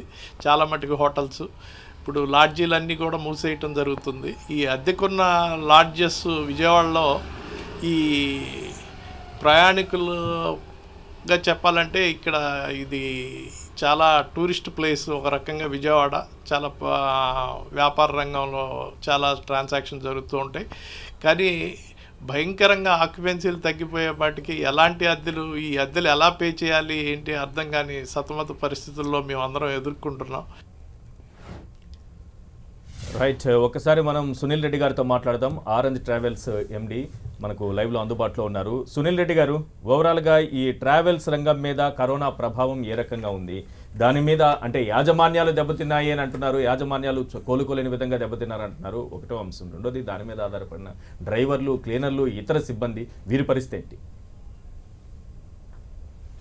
అందరికి కూడా నమస్కారం. నమస్తే. ఈ కరోనా కష్టకాలంలో అన్ని వ్యాపారాలు కూడా దెబ్బతిన్నమాట వాస్తవం. హోటల్ రంగం, టూరిజం, ట్రావెల్స్ కుదేరైనటువంటి విషయం మనం కూడా అందరికి తెలిసిందే. అన్నిటికన్నా ఎక్కువ ఎఫెక్ట్ వచ్చేది మొట్టమొదటిగా ట్రావెల్ రంగం పైన వస్తుంది. ఏ వ్యాపారంలో సరే మొట్టమొదటి ట్యాక్స్ కట్టారంటే వ్యాపారము స్టార్ట్ కాకముందు, ప్రారంభించక ముందే ట్యాక్స్ కట్టాల్సింది రవాణా రంగంలో. ఎంత దురదృష్టకరం అంటే నిన్న స్టాపేజ్ పెట్టేటప్పుడు కూడా వెహికల్ ట్యాక్స్ కట్టి ఒక్కొక్క వెహికల్ ₹1,00,000 ట్యాక్స్ కట్టి వెహికల్ స్టాపేజ్ లో పెట్టాల్సిన పరిస్థితి ఏర్పడింది. డబ్బులు లేవు, ఆస్తులు తాకట్టు పెట్టినాం, ఆస్తులు అమ్మేసి మేము బస్సులను స్టాపేజ్ పెట్టే పరిస్థితి ఏర్పడ్డది. ఏ గవర్నమెంట్ కూడా మనం పట్టించుకున్నటువంటి పరిస్థితి లేదు. కనీసం ఇన్సూరెన్స్లకు ఆఫీస్లోకి వెళ్తే మేము బండ్లు ఆపుతున్నాము, ఈ ఇన్సూరెన్స్ మీరు ఆపుదల చేయండి ఈ చట్ట ప్రకారము, మేము స్టార్ట్ అయ్యేటప్పుడు మీకు ఇంటిమేషన్ ఇస్తాము, అప్పుడు ఈ ఇన్సూరెన్స్ పొడిగించండి అంటే కూడా వాళ్ళు పట్టించుకునే రకంగా వాళ్ళు కనిపించడం లేదు. కేంద్ర ప్రభుత్వాలు అయితే ఏంది, రాష్ట్ర ప్రభుత్వాలు అయితే ఏంది, అన్ని కూడా మా యొక్క సమస్యలు హోటల్ ఇండస్ట్రీని, మా ఇండస్ట్రీని, టూరిజం ఇండస్ట్రీని పట్టించుకునే పరిస్థితి లేవు. వాళ్ళు ఎవ్వరు కూడా మా కడుపు నొప్పి వాళ్ళకి కనిపించడం లేదు. అక్కడక్కడ లోన్లు ఇచ్చి దొరుకుతున్నారు, కానీ లోన్లు ఏ విధంగా వీళ్ళు కడతారు మళ్ళీ అనే ఆలోచన లేదు. హోటల్ రంగానికైనా ఆస్తి మిగులుతుంది పాప, కానీ మా ట్రావెల్స్ లో మేము మా సెక్యూరిటీ మేము పార్కింగ్ కట్టాలన్నా కానీ, పార్కింగ్ పెట్టాలన్నా కానీ పార్కింగ్ ఛార్జ్ కట్టాలా. బస్సు తిరుగుతే ఒక విధంగా, బస్సు తిరగకపోయినా మీరు పార్కింగ్ ఫీజు కట్టుకోవాలి. సార్, ఇక్కడ బస్సు తిరగకపోయినా గ్యారేజ్ కే పరిమితమైన అప్పుడు కూడా ట్యాక్సులు కట్టాల్సిందేనా? స్టాపేజ్ పెట్టుకోవాలండి. స్టాపేజ్ పెట్టాలంటే కూడా ట్యాక్స్ కట్టి స్టాపేజ్ పెట్టాలి, అడ్వాన్స్ ట్యాక్స్ కట్టి స్టాపేజ్ పెట్టాలి. రూల్ అట్లుంది. ఆర్టీ ఆఫీసర్ వాళ్ళకి మా ప్రాబ్లం తెలిసినప్పుడు కూడా వాళ్ళు పట్టించుకునే పరిస్థితి లేదు. కమిషనర్ గారు తెలిసి కమిషనర్ గారు మా అపాయింట్మెంట్ ఇయ్యారు. మేము ఎవరి కలవాలో చెప్పుకోలేక తప్పని పరిస్థితిలో ట్యాక్సులు కట్టుకొని మేము స్టాపేజ్ చేసుకున్న పరిస్థితి ఏర్పడింది మాకు. దీనిపైన ఆధారపడిన డ్రైవర్లు, క్లీనర్లు, ఇతర సిబ్బంది ఎంతమంది ఉంటారు? వారి పరిస్థితి ఏంటి సునీల్ రెడ్డి గారు? యావరేజ్ అండి ఒక బస్ పైన ఒక్కొక్క బస్ పైన 10 మంది పనిచేయాల్సిన పరిస్థితి ఉంటుందండి. మా నైట్ సర్వీస్ లో ఒక 2000 బస్సులు తిరుగుతాయండి మన 2 రాష్ట్రాల్లో కలిపి. ఇవి కాకుండా కార్పొరేట్ లో కూడా ఉంటాయండి బస్సులు, ఈ సాఫ్ట్వేర్ రంగానికి ఇచ్చేటువంటి బస్సులు. అవి పైన కూడా ఒక యావరేజ్ 5 మెంబర్స్ ఉంటారండి. వాళ్ళ పరిస్థితి కూడా దయనీయంగా ఉందండి. మేము కూడా ఇచ్చే పరిస్థితులు లేమండి. ఒకవైపు ఎవరు అంటారు, మీరు ఇన్ని రోజులు వ్యాపారం చేశారు కదా, మీరు అర్జించారు కదా, కట్టండి. మా వ్యాపారం నడిచినప్పుడు అండి, నాదే కాదు భారతదేశంలో వ్యాపారం 2%, 3% మార్జిన్స్ తోనే మా ట్రావెల్స్ ఆపరేట్ అవుతాయి. ఈ రోజు ఆ రోజు 2% అయినప్పుడు దాంట్లో 35% ఇన్కమ్ ట్యాక్స్ కడతామండి. మరి ఈ రోజు ఇన్కమ్ ట్యాక్స్ మేము లాస్ అవుతున్నా ఆదుకునే పరిస్థితులు లేరు. బ్యాంక్ లా అట్లీస్ట్ ఇంట్రెస్ట్ మాఫీ మొరబెట్టుకుంటే కూడా పట్టించుకునే నాతులు లేడు. ఒకవైపు చూస్తుంటేనేమో బ్యాంకుల వాళ్ళ 4 గంటలైంది వాళ్ళ ప్రాఫిట్. పేపర్లో చూస్తుంటే కళ్ళకు నీళ్లు కారుతున్నాయండి, దుఃఖం వస్తున్నాయండి. వాళ్ళ ప్రాఫిట్ 4 గంటలైందండి. ఇక్కడ ఒక అట్లీస్ట్ అంత ప్రాఫిట్ తీసుకోకుండా కొద్దిగా తగ్గిద్దామన్న కనికరము ఈ బ్యాంకుల పైన లేదు, ప్రభుత్వాల పైన లేదు. వాళ్ళందరూ ఒకటై మామూలు మన దేశాన్ని సర్వనాశనం చేస్తున్నారండి. ఈరోజు హైదరాబాద్ పరిధిలోనే ఐటీ సంస్థల కోసం దాదాపు 1,50,000 టూర్స్ అండ్ ట్రావెల్స్ వాహనాలు నడుస్తున్నాయి. వీటి పరిస్థితి ఏంటి? ఈరోజు వర్క్ ఫ్రమ్ హోమ్ పెట్టేశారు, వీటి పరిస్థితి ఏంటి సార్? వారి పరిస్థితి వారు తేరుకోరు కూడా అండి, అంత ఇబ్బందులు పడిపోయారు. ఎవరైనా గతంలో సంపాదించుకొని ఆస్తులు సంపాదించుకొని ఆస్తులు అమ్ముకుంటే గానీ వాళ్ళు తేరుకున్న పరిస్థితి ఉండదు. ఈ గవర్నమెంట్ మీద ఆశపడితే గవర్నమెంట్ రూపాయి కూడా మార్పు చేసే పరిస్థితి లేదండి. మళ్ళీ ఎలక్షన్ వస్తే మళ్ళీ క్వార్టర్ ట్యాక్స్ 2 క్వార్టర్ ట్యాక్స్ మార్పు చేస్తుంది. కానీ పాపం వీళ్ళ పరిస్థితిని ఒక సెలెక్టెడ్ గా ఒక్కొక్క వ్యాపార రంగానికి ఏమేమి ఇబ్బందులు ఉన్నాయని ఆలోచించే పరిస్థితి లేదు. రాష్ట్ర ప్రభుత్వం లేదు, కేంద్ర ప్రభుత్వం లేదు. ఇటు టూరిజం కోసం తిరుగుతున్నవి 1,22,000 వాహనాలు అంటున్నారు. అంటే మనకి ఉన్న సమాచారం ప్రకారం వాటి పరిస్థితి ఏంటి? టూరిజం అనేది పూర్తిగా దెబ్బతింది ఈరోజు. వాటి పరిస్థితి కూడా అంతేనండి. వాళ్ళు కాకపోతే ఒకటి ఏంటంటే టూరిస్ట్ లో పెద్ద పెద్ద ఆపరేటర్ లేరండి. 2 బస్సులు 4 బస్సులు 5 బస్సులు ఉన్న వాళ్ళు ఉన్నారు. వాళ్ళు తట్టుకునే కెపాసిటీ వాళ్ళకు ఉంటది. కాకపోతే ఈ ఎవరైతే సాఫ్ట్వేర్ రంగం పై ఉన్నారో, ఎవరైతే నైట్ సర్వీస్ ఉన్నారో వీళ్ళ పరిస్థితి చాలా దయనీయంగా ఉంటది. ఇప్పుడు ఈ డ్రైవర్లు కానీ లేకపోతే క్లీనర్లు కానీ ఇతర సిబ్బంది బస్సుల్లో ఒక బస్సు మీద ఎంతమంది ఆధారపడి ఉంటారు? వారి పరిస్థితి ఏంటి? ఈరోజు నడవకపోతే వారికి జీతాలు చెల్లించేటటువంటి పరిస్థితి ఉంటుందా? రెండోది, ప్రభుత్వం ఈరోజు ట్యాక్సుల విషయం మాట్లాడుతున్నారు. ఏం చేస్తే కాస్తైనా ఈ రంగం కోలుకుంటుంది అనుకుంటున్నారు? మొట్టమొదటి అంటే డ్రైవర్ల పరిస్థితి అంటే ఒక్కొక్క వెహికల్ పైన 10 మంది స్టాఫ్ ఉంటారండి. ఈ 10 మందిలో కనీసం 8 మంది నుంచి 9 మంది వాళ్ళ ఊర్లోకి వెళ్ళి వాళ్ళకి వ్యవసాయం పనులు ఏవో పనులు చేసుకుంటారు. మా నైట్ సర్వీస్ వాళ్ళకు ఒక అలవాటు ఉంటుందండి. వారం రోజులు డ్యూటీ చేస్తారండి, వారం రోజులు రెస్ట్కి వెళ్తారు. అక్కడ ఆ రెస్ట్కి వెళ్ళినప్పుడు వాళ్ళ వేరే పని చేసి అలవాటు ఉంటుంది. కాబట్టి ఇప్పుడున్న పరిస్థితిలో వాళ్ళు వేరే పని ఏదో చేసుకొని బతికే పరిస్థితి ఉంది.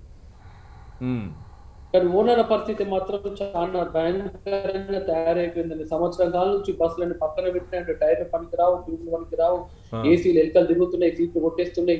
ఒక్కొక్క బండి స్టార్ట్ చేయాలంటే కనీసం 5 లక్షల రూపాయలు ఉంటాయి కానీ బండి రోడ్డుకి ఎక్కే పరిస్థితి లేదు. ఈ రోజు బయట వెళ్ళినటువంటి డ్రైవర్లు, క్లీనర్లు, ఇతర సిబ్బంది తిరిగి వస్తున్నారా మళ్ళీ ఈ రంగానికి? ట్రావెల్స్ లో పనిచేయడానికి తిరిగి వస్తున్నారా? మొన్న లాక్డౌన్ తర్వాత స్టార్ట్ చేసిన సందర్భంలో అయితే ఒక 50-70% వరకు అయితే రావడం జరిగిందంటే ఇబ్బంది అనిపించలేదు. వాళ్ళకు డబ్బులు ఉన్నాయి, డబ్బులు ఇస్తారు. ట్రావెల్ ఆపరేటర్ కనుక వాళ్ళకి నమ్మకం ఉంటే ఖచ్చితంగా వస్తారండి. ఈరోజు ఆంధ్రప్రదేశ్లో కర్ఫ్యూ ప్రభావం ఏ రకంగా ఉంది? దానివల్ల మీకు జరిగినటువంటి ఇబ్బందులు ఏ రకంగా ఉన్నాయి? మేము ఆల్రెడీ డిసైడ్ అయ్యాం. కర్ఫ్యూ కన్నా ముందే ఆపేద్దామని డిసైడ్ అయ్యింది. కర్ఫ్యూ వల్ల మొత్తం 100% స్టాప్ చేసిన పరిస్థితి అండి. స్టాప్ చేసేసాం. అక్కడక్కడ కొంత ప్యాసింజర్లు వచ్చి మా రిక్వెస్ట్ పెట్టుకోవడం, మేము మా ఊరికి వెళ్ళిపోతాం, మీరు బస్సులు ఇవ్వండి అంటే అడప బస్సులు నడపడం జరుగుతుంది. వాళ్ళ కన్వీనియంట్ గురించి వాళ్ళని చేరవేద్దామనే ఉద్దేశం. ఇప్పుడు ప్రభుత్వాన్ని మీరేం కోరుతారు సార్? ఎట్లా ఈ రంగం కోరుకోవాలంటే ప్రభుత్వం ఏం చేయాలి ఇమీడియట్ గా? ప్రభుత్వం ఫస్ట్ వాళ్ళని ఏం కోరినా, మీ దగ్గర ఏం కోరినా మాకు గాల్లో మాట్లాడినట్టు అంటే మమ్మల్ని పిలిచి మా అపాయింట్మెంట్ ఇచ్చి మాతో కూర్చొని మాట్లాడే పరిస్థితి కేంద్ర ప్రభుత్వం కానీ లేదు, అటు రాష్ట్ర ప్రభుత్వం కూడా లేదు. వాళ్ళు వచ్చి మమ్మల్ని పిలిపించి కూర్చుని పెడితే మేము వాళ్ళకు మా యొక్క సమస్యలు చెప్పుకునే పరిస్థితి ఏర్పడుతుంది. ఆ మూడ్లోనే లేదు ఏ గవర్నమెంట్ కూడా. పాపారావు గారు, ఏ రంగం గురించి మాట్లాడినా ప్రతి ఒక్కరి కష్టాలు మీరు వింటున్నారు. క్యాబ్ డ్రైవర్ల సంగతి మీరు విన్నారు. ఏం చెప్తారు వారికి సంబంధించి? ఏం చేయాలి? 1,25,000 మంది నుంచి దాన్ని 43,000, 44,000కు పడిపోతే, రెండోది 600 మంది డ్రైవర్లకు కరోనా, అంతేనా సార్? 600 మంది కరోనా ఒకటి. రెండోది కంపెనీలు కూడా ఇన్సూరెన్స్ వీళ్ళకేమి ఇవ్వట్లేదు. దానిలోకి వెళ్లే ముందు అనే కంటే దానిలో భాగంగా దానిలో ఇంపార్టెంట్ పార్ట్ మనం మౌనం చాలా సంవత్సరాల పాటు మనందరిది. అటు కృష్ణారెడ్డి గారు చెప్పిన దానిలో కానీ ప్రభుత్వాలు ఏం చేయట్లేదు అనేది సార్. అలాగే సునీల్ రెడ్డి గారు కూడా హోటలర్స్ తరఫున, అలాగే వీళ్ళంతా చెప్పి ఆరెంజ్ ట్రావెల్స్ తర్వాత పెద్దలు. నేను అనేది ఏంటంటే మన ప్రభుత్వాలు, ఇక పేర్లు ఎందుకు కానీ ఎవరి పేరు చెప్పినా సేమే, 30 ఏళ్ళ నుంచి నడుస్తున్న సంస్కరణల్లో వచ్చింది ఏంటి? ప్రైవేటీకరణ, సరళీకరణ, ప్రపంచీకరణ. సరే, ప్రపంచీకరణ వదిలిపెట్టిన ఇటు కూడా ఎప్పుడు జరుగుతూనే ఉంటుంది. దాని పేరుతో వేరే జరిగితే అది అభ్యంతరం, కానీ ప్రైవేటీకరణ మేజర్ పార్ట్. దీనిలో ఇప్పుడు కొత్తగా ప్రభుత్వం వచ్చిన తర్వాత ఇచ్చిన పొద్దాక మోడీ గారు రిపేర్ చేసే నినాదం ఏంటి? Minimum government, maximum governance. మనమంతా చప్పట్లు కొడుతున్నాం కదా. మినిమం గవర్నమెంట్ అంటే ఏంటి? గవర్నమెంట్ పాత్ర ఎకానమీలో తక్కువ ఉంటుందని మనం చప్పట్లు కొడుతున్నాం. దానికి ఎకానమీలో దాని పాత్ర ఉండకూడదని ఎలా చెప్తున్నాడు? ఇంకో మాట ఆయన, government has no role to be in business. గవర్నమెంట్కి బిజినెస్లో పని లేదు అని చెబుతున్నారు. మరి బిజినెస్ గవర్నమెంట్తో ఏం పని? మనం ఎందుకు సహాయం అడగాలి? మనం అప్పుడేమో చప్పట్లు కొడతాం. గవర్నమెంట్ మీ బిజినెస్ జోలికి రాదు, మీదే మొత్తం వ్యాపారం చేసుకోవాలి. మీరు మొత్తం వ్యాపారం చేయడానికి కాదు, వ్యాపారస్తులు వ్యాపారం చేసుకోవాలి. ప్రభుత్వం పోలీసింగ్ అంతే. దేశంలో లా అండ్ ఆర్డర్ మెయింటైన్ చేయడం, సైన్యాన్ని మెయింటైన్ చేయడం అంటే భలే చప్పట్లు కొట్టాం మనం అందరం. బాగుంది, ఇదేదో మోడీ గారు చెప్పింది. మా వ్యాపారం జోలికి వాళ్ళు రారు, మాకంతా వ్యాపారం చేసుకోవడానికి సమస్త భారతదేశం ఒక ఎరేనా గ్రౌండ్ అయిందని. మరి అప్పుడు చప్పట్లు కొట్టిన వాళ్ళు ఇప్పుడు పోయి గవర్నమెంట్ని సాయం ఎలా అడుగుతాం మనం? ఆ రోజు గవర్నమెంట్ వద్దని ఆయన గవర్నమెంట్ వద్దు, గవర్నమెంట్ ఉండదని చెప్తే మనం ఆయనే కాదు ఈ ప్రభుత్వాలు సంస్కరణల ప్రభుత్వాలన్నీ పివి నరసింహరావు గారు గొప్పోడు అంటాం, ఎందుకంటే సంస్కరణలు తెచ్చాడు. ఇప్పటికీ పళ్ళు అదే పివి నరసింహరావు గారు గొప్పోడే, ఆయన పట్ల నాకు గౌరవం ఉంది. కానీ సంస్కరణలు గొప్పవి కాదు. ఆ సంస్కరణలే 30 ఏళ్ళు మనకి అరచేతిలో వైకుంఠం చూపించి ఈరోజు ముంచేసినాయి. 30 ఏళ్ళు అరచేతిలో వైకుంఠం చూపించినాయి, ఆకాశంలో చూపించినాయి మన జీవితాలని, ఈరోజు ముంచేసినాయి. మరి ఇప్పటికీ మనం ఇంకా చప్పట్లు కొట్ట మాంటలేదుగా, వెనక్కి తిరిగి రివ్యూ వేసుకొని 30 ఏళ్లలో జరిగిన పొరపాట్లు ఏంటి, ఎందుకు జరిగింది ఇదంతా రివ్యూ వేసుకొని ప్రభుత్వం పాత్ర ఉండాలనేది మనం ఈరోజు అడుగుతున్నాం. మన కష్టం వచ్చినప్పుడు మనం బాగున్నప్పుడు ఏం చేసాం? గవర్నమెంట్ ప్రధానంలో వస్తుంది, ప్రైవేటీకరణ జరగాలి, ట్రాన్స్పోర్ట్ రంగం గవర్నమెంట్లో ఎందుకండి, ఆర్టీసీ ఎందుకండి, తీసేయండి, ఆర్టీసీ వాళ్ళు చండాలంగా ఉన్నారండి, సర్వీస్ బాగోదండి, ప్రైవేట్ వాళ్ళు రావాలని మనమే మాట్లాడాం.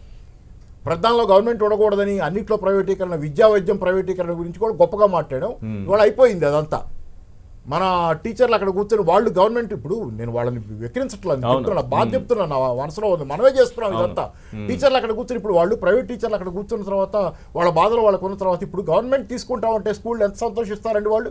గవర్నమెంట్ టీచర్లు చక్కగా స్కూళ్ళకి పోతున్నారు, ఉద్యోగాలు చేసుకుంటున్నారు, వాళ్ళ జీతాలు వాళ్ళకి వస్తున్నాయి. ప్రైవేట్ టీచర్లు రోడ్లు పడ్డారు.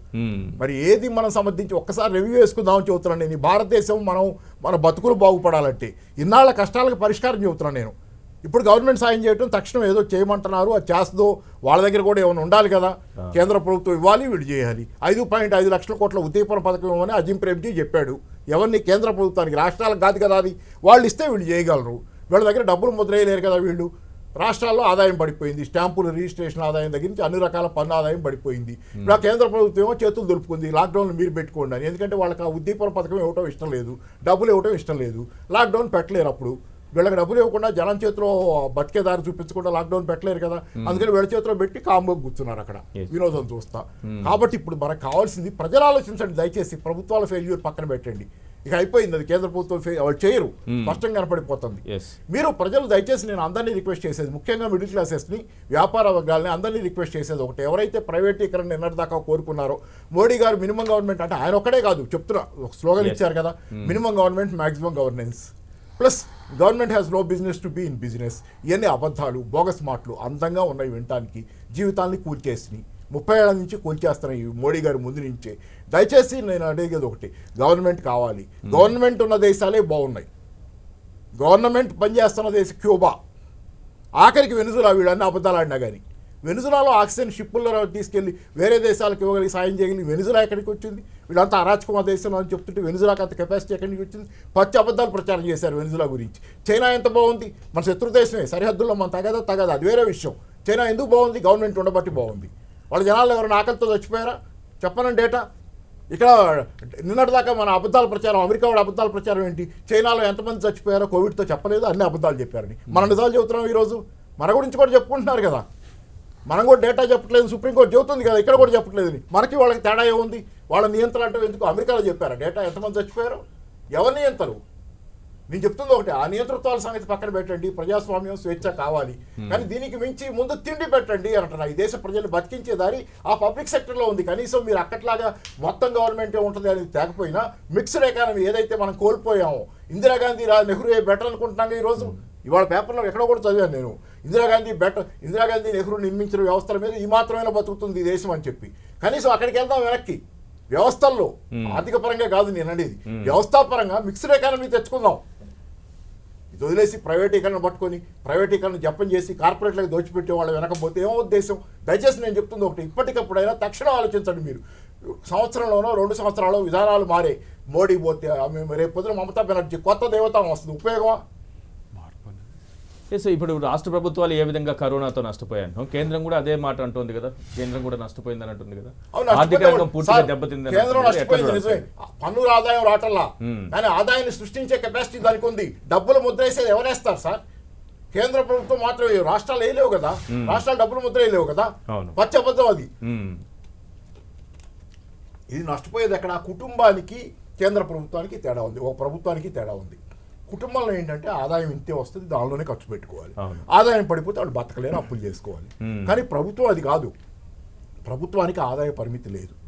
ప్రభుత్వం ఎంతైనా డబ్బు ముద్రించుకోగలదు కాబట్టి ఎంతైనా వనరులు దాని దగ్గర ఉంటాయి. కుటుంబానికి బడ్జెట్కి కేంద్ర ప్రభుత్వ బడ్జెట్కి తేడా ఉంది.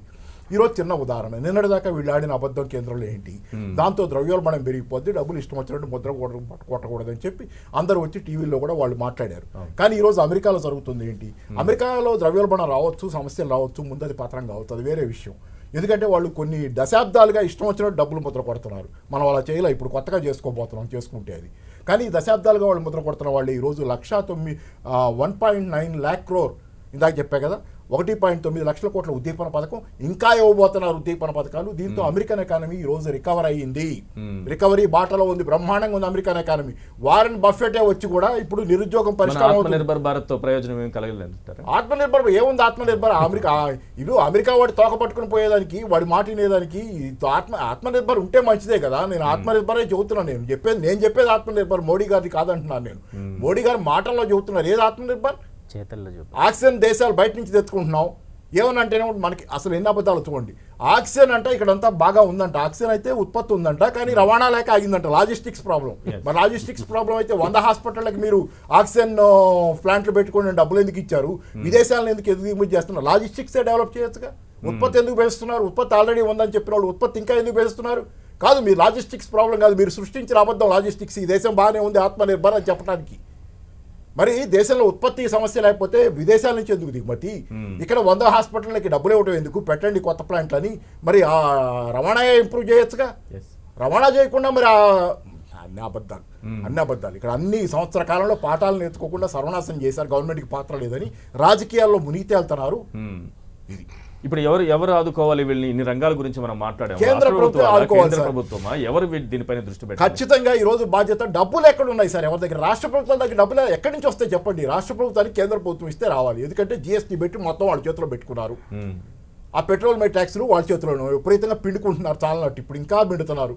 వాళ్ళ దగ్గర విపరీతంగా డబ్బులు పోగేసుకుంటున్నారు. ఏం చేస్తున్నారో తెలియదు. పిఎం కేర్స్ నిధనేది ఒకటి పెట్టారు, దానిలో ట్రాన్స్పరెన్సీ లేదు. డబ్బులన్నీ వాళ్ళ దగ్గరే ఉన్నాయి. ఇంకా ముద్ర కొట్టే మెషిన్ ఆర్బీఐ కూడా వాళ్ళ దగ్గరే ఉంది. మీరు ముద్ర కొట్టరు, వచ్చిన డబ్బులు ఏం చేస్తున్నారో తెలియదు, ఇవ్వరు. దానిలో రాజకీయం. మరి మీకు కావాల్సిన వాళ్ళకి ఒకలాగా, అయిన వాళ్ళ కాకుండా కాని వాళ్ళకి కంచాలు. దయచేసి నేను చెప్తుంది ఒకటే, ఈ విధానాలు ఇలాగే ఇంకా చాలనట్లు ఎలక్షన్లు అయిపోయిన తర్వాత కూడా పెట్రోల్ డీజిల్ ధరలు పెట్టి మామ అక్కడ ఓడిపోయి దేశం అంతా తిట్టిపోస్తున్న వీళ్ళని ఇంకా పెట్రోల్ డీజిల్ ధరలు పెంచడానికి వీళ్ళు వెనకట్టాల భయం లేకుండా. అంటే వీళ్ళు ఏదేమైనా సరే మేము ఇంతే అని చెబుతున్నారు. కాబట్టి ప్రజలు కూడా చెప్పాలి, ఏదేమైనా సరే మాకు ఈ విధానాలు నచ్చలేదు, తీసి అవతల బారేస్తామని ప్రజలు కూడా చెప్పండి. వాళ్ళు అంతే చెబుతున్నారు కదా, ఏదేమైనా ఇదే అంటారు, మేము ఇంతే అంటున్నారు. అంటే మిమ్మల్ని ఛాలెంజ్ చేస్తున్నారు ప్రజల్ని. వాళ్ళు బతుకులు కొండెక్కిపోతున్న ప్రజల జీవితాలని ఛాలెంజ్ చేస్తున్నారు. మేము ఇంతే, ఏం చేస్తారని చెప్పండి. మీరు ఇంతే అయితే మేము మిమ్మల్ని పక్కన పెట్టేస్తాం, మాకు కావాల్సిన విధానాలను తెచ్చుకుంటాం.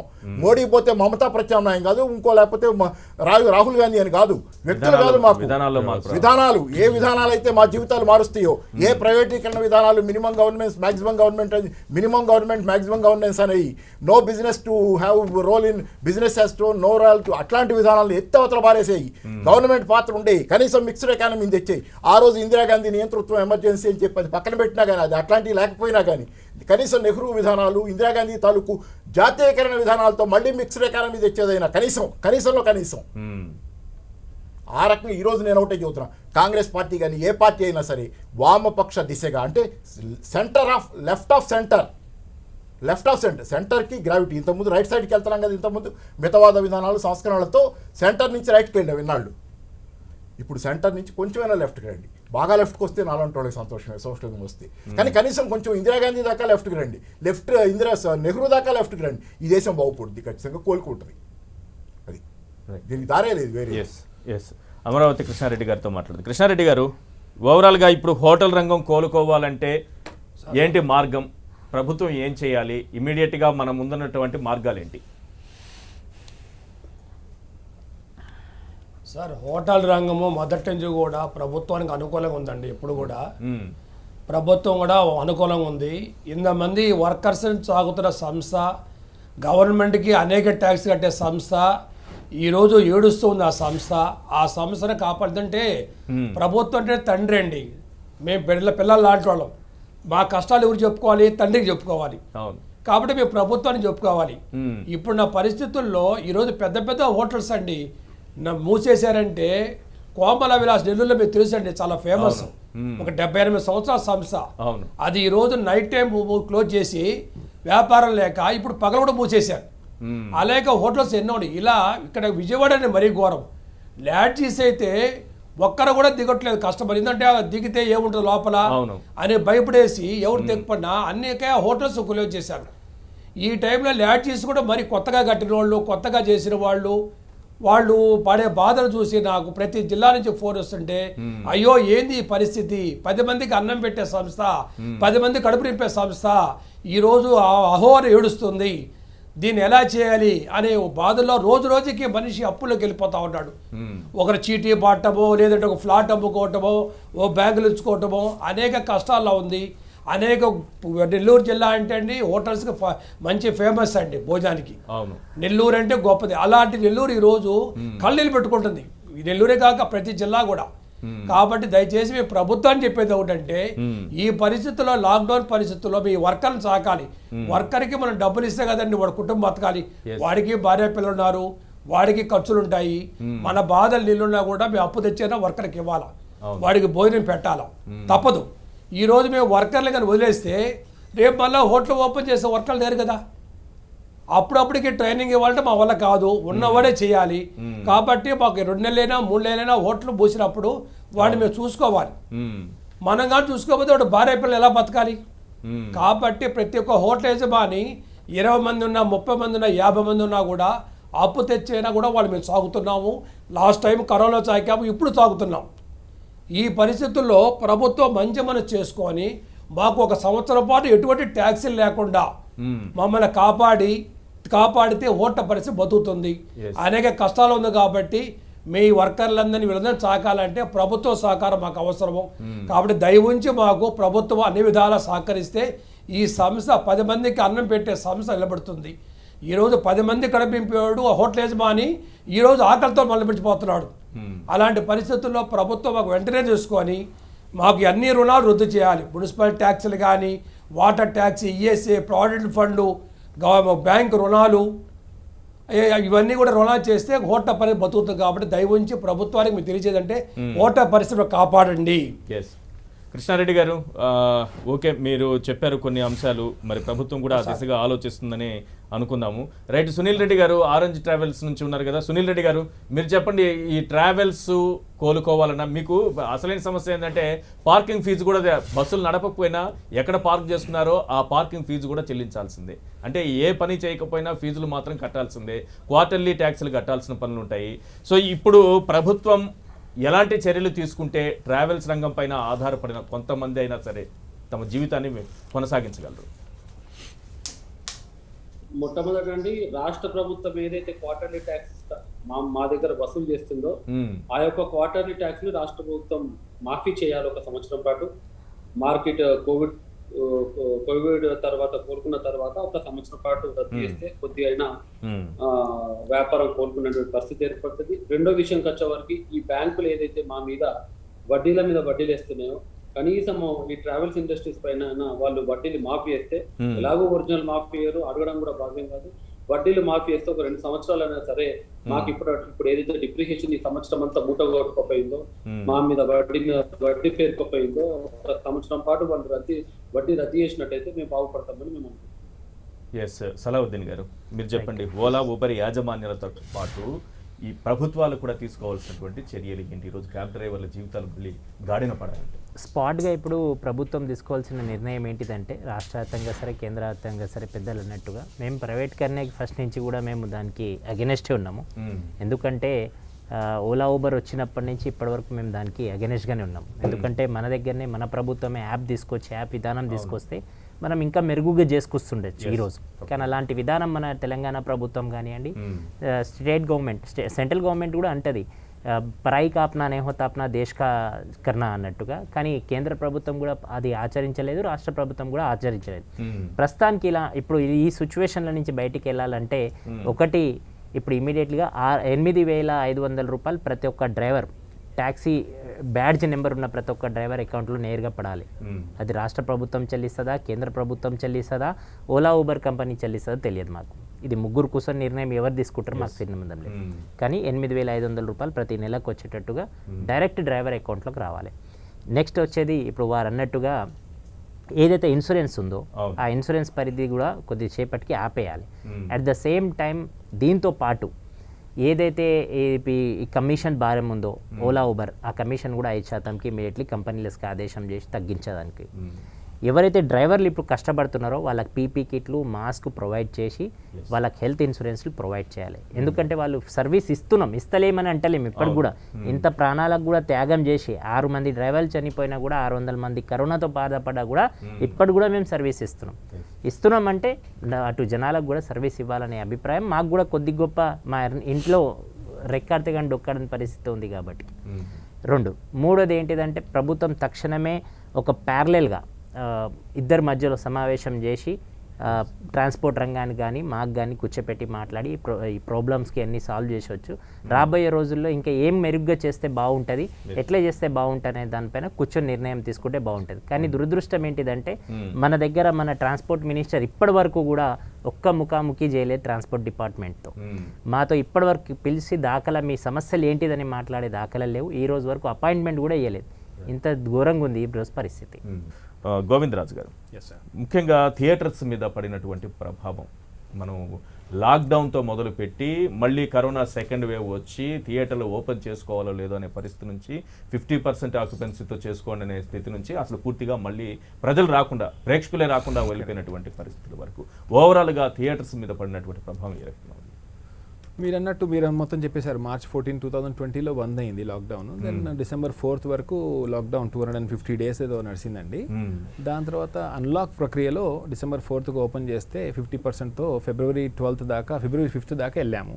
February 5th వెళ్ళిన తర్వాత 100% వచ్చేసింది. సో వీ థాట్ అంతా ఓకే అయిపోయింది, ఇంకా బాగానే ఉందని అనుకున్నాము. సో అప్పటి వరకు క్రాక్ సినిమా కానివ్వండి, ఉప్పెన కానివ్వండి, జాతిరత్నాలు కానివ్వండి వచ్చేసింది. ఉప్పెన February 12th వచ్చింది. మార్చ్లో జాతిరత్నాలు వచ్చిన తర్వాత విపరీతమైన క్రౌడ్. అంటే మాకేం కనబడ్డదంటే కరోనా మీద కోపంతో public started enjoying in bars and restaurants etcetera. ఇది ఒక రివెంజ్, ఒక ఇన్విజిబుల్ ఎనిమీ మీద రివెంజ్. సో ఈసారి కూడా తగ్గితే అలాగనే ఉంటుంది అనుకుంటున్నాము. అయితే మళ్ళీ తెలియకుండా చాప కింద నీరులాగా కరోనా సెకండ్ వేవ్ వచ్చేసింది. ఇప్పుడు గవర్నమెంట్ లాక్డౌన్ చేయలేదు కానీ ప్రజలు స్వతహాగా సెల్ఫ్ లాక్డౌన్ అయిపోయి అంత భయంకరంగా ఉంది పరిస్థితి. సో ఆ పరిస్థితి చూసి వకీల్ సాబ్ రిలీజ్ అయిందండి మొన్న April 9th నాడు. ఫస్ట్ 1 week బాగానే ఉంది, బట్ ఇమ్మీడియట్లీ దాని మీద కూడా ఎఫెక్ట్ కనబడ్డది. Audience did not come. 80% రావాల్సిన వాళ్ళు 30% వచ్చారు. సో దాన్ని దృష్టిలో పెట్టుకొని మిగతా మూవీస్ కూడా అన్నీ పోస్ట్పోన్ అయిపోయాయి. సో అంటే ఒక 5-10 మూవీస్ పోస్ట్పోన్ అయిపోయాయి. చిరంజీవి గారిది, లవ్ స్టోరీ అని శేఖర్ కమల గారిది అన్ని పోస్ట్పోన్ అయిపోయాయి. సో పోస్ట్పోన్ అయిన నేపథ్యంలో థియేటర్లు సెల్ఫ్ లాక్డౌన్కి వెళ్ళిపోయాం. సో ఇంకా మేము ఓపెన్ చేసి ఏదో చేద్దామని ఏం లేదు, ప్రజలే రావట్లేదు, సింపుల్. సో మన అందరి మధ్యలో ఉన్న పరిస్థితి క్వశ్చన్ ఇదే. ఇక్కడ మనం గ్రేటర్ హైదరాబాద్ వరకే తీసుకున్నాము. మొత్తం ఎన్ని థియేటర్లు ఉన్నాయి, థియేటర్ల మీద ఆధారపడి బ్రతికేటటువంటి వాళ్ళు ఎంతమంది ఉన్నారు, అంటే కార్మికులు, అక్కడ పనిచేసే వాళ్ళు, ఇతర సిబ్బంది, వీళ్ళందరూ? గ్రేటర్ హైదరాబాద్లో అరౌండ్ 120 థియేటర్స్ ఉన్నాయండి, సింగిల్ స్క్రీన్స్, మల్టీప్లెక్స్ కలిస్తే. సో ఒక్కొక్క థియేటర్లో ఆల్మోస్ట్ ఒక స్క్రీన్కి కలిసి ఒక 25 మంది ఉంటారు. So we are looking at around 25-30,000 staff. వీళ్ళందరి జీవనోపాధి డిస్టర్బ్ అయినట్టే. బట్ ఎంత డిస్టర్బ్ అయినా we are not looking at that. First మన అందరం బతికి బట్ట కట్టాలనేదే మన మెయిన్ ఫోకస్. సో అదే స్టేటస్ అండి. సో ఒక 30-40 వేల మంది జీవనోపాధి సిటీలో థియేటర్ వరకే, మళ్ళీ షూటింగ్లు అవన్నీ వేరే ఉన్నాయి. సో ఇది ఒక 30-40 వేల మంది సిటీ వరకే జీవనోపాధి కోల్పోయాం. యాక్చువల్లీ అతలాకుతలం అయింది.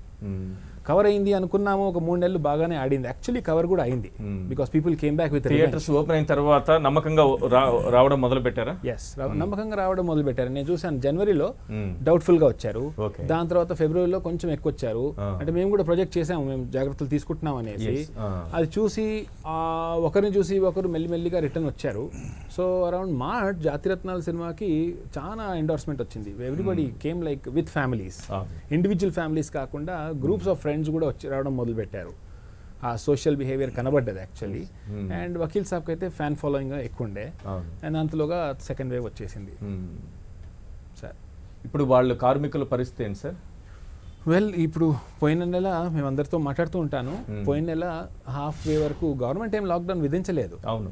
ఇప్పుడు పోయిన నెల వీఆర్ గివింగ్ ఫుల్ సాలరీస్, ఈ నెల will be giving 50% or 70% salaries. ఎందుకంటే ఇప్పుడు మేజర్ క్వశ్చన్ ఇది వస్తుంది, కమింగ్ 2 months ఉంటుందా 10 months ఉంటుందా తెలీదు. నెక్స్ట్ ఏంటి 4 months అయితే ఏంటి? 2 months ఉంటే we are ready to give full salaries and we can do. But తెలియకుండా 6 months అయితే ఆ 4th month లోనే మన బ్యాగ్ అంతా ఎంటీ అయిపోతుంది. సో ఇన్ఫ్యాక్ట్ మా స్టాఫ్ కూడా చాలా రాయల్గా, సార్ ఎవరిని తీయకండి, మేమందరము 50-50కే ఉంటాము అనేసి, అంటే సగం మందిని తీయొచ్చు, చాలా మంది తీసేశారు కూడా. So but they have come forward, అందరినీ ఉంచండి, కాకపోతే 50-50 ఇవ్వండి, 70-70 ఇవ్వండి, కానీ ఎవరిని తీయకండి, ఎందుకంటే ఈరోజు తీస్తే కూడా వాళ్ళకు కూడా ఉద్యోగాలు అంత ఈజీగా దొరకవు బయట. సో అట్లా ఉందండి సార్. చిన్న సినిమాలకి మామూలుగా ప్రేక్షకుల సంఖ్య కూడా కొంత తక్కువే ఉండొచ్చు, పెద్ద స్టార్లది ఫుల్ మనకి హౌస్ఫుల్ స్థాయిలో వస్తూ ఉండొచ్చు. పెద్ద సినిమాలన్నీ కూడా చాలా వరకు పోస్ట్ పోన్ అయిపోయాయి, అన్ని కూడా. చిన్న సినిమాలు వచ్చేటప్పటికి ఎట్లా ఉంది సార్ పరిస్థితి? ఎందుకు నడపలేని పరిస్థితిలోకి వెళ్ళిపోయారు? సెల్ఫ్ లాక్డౌన్లోకి వెళ్లాల్సినటువంటి పరిస్థితి ఎందుకు వెళ్ళిపోయింది? చిన్న సినిమాల ప్రొడ్యూసర్లు కూడా వాళ్ళ సినిమా నెక్స్ట్ పెద్ద సినిమా అనే ఆశతో ఉంటారు కాబట్టి, ఈ పరిస్థితులు సవ్యంగా లేవు కాబట్టి పోస్ట్పోన్ చేయడం మొదలుపెట్టారు. బేసికల్లీ మొన్న 2-3 సినిమాలు అలాగే ఉండే, ఏప్రిల్ 2nd week 3rd weekలో కూడా, but they postponed actually. Right, ఒకసారి జొన్నలగడ్డ జ్యోతి గారితో మాట్లాడదాం. జ్యోతి గారు, ఓవరాల్గా ఈ వివాహాల మీద, దాని మీద ఆధారపడిన ఫంక్షన్ హాల్స్ కానీ, వాటి మీద ఆధారపడినటువంటి ఇతర చాలా విభాగాలు ఉంటాయి, అవి కానీ, లేకపోతే ఈవెంట్స్ అంశానికి కానీ, ఓవరాల్గా వివాహ వ్యవస్థ మీద కూడా చాలా ప్రభావం చూపింది. ఇప్పటికీ కూడా మనం లాక్డౌన్ లేకపోయినా పెళ్ళిళ్ళు చేసుకున్నా దానికి కూడా ప్రభుత్వం ఆంక్షలతోనే పెళ్ళిళ్ళకు అనుమతిస్తున్నటువంటి పరిస్థితి కనిపిస్తుంది. ఏ విధంగా ఉందండి ప్రభావం?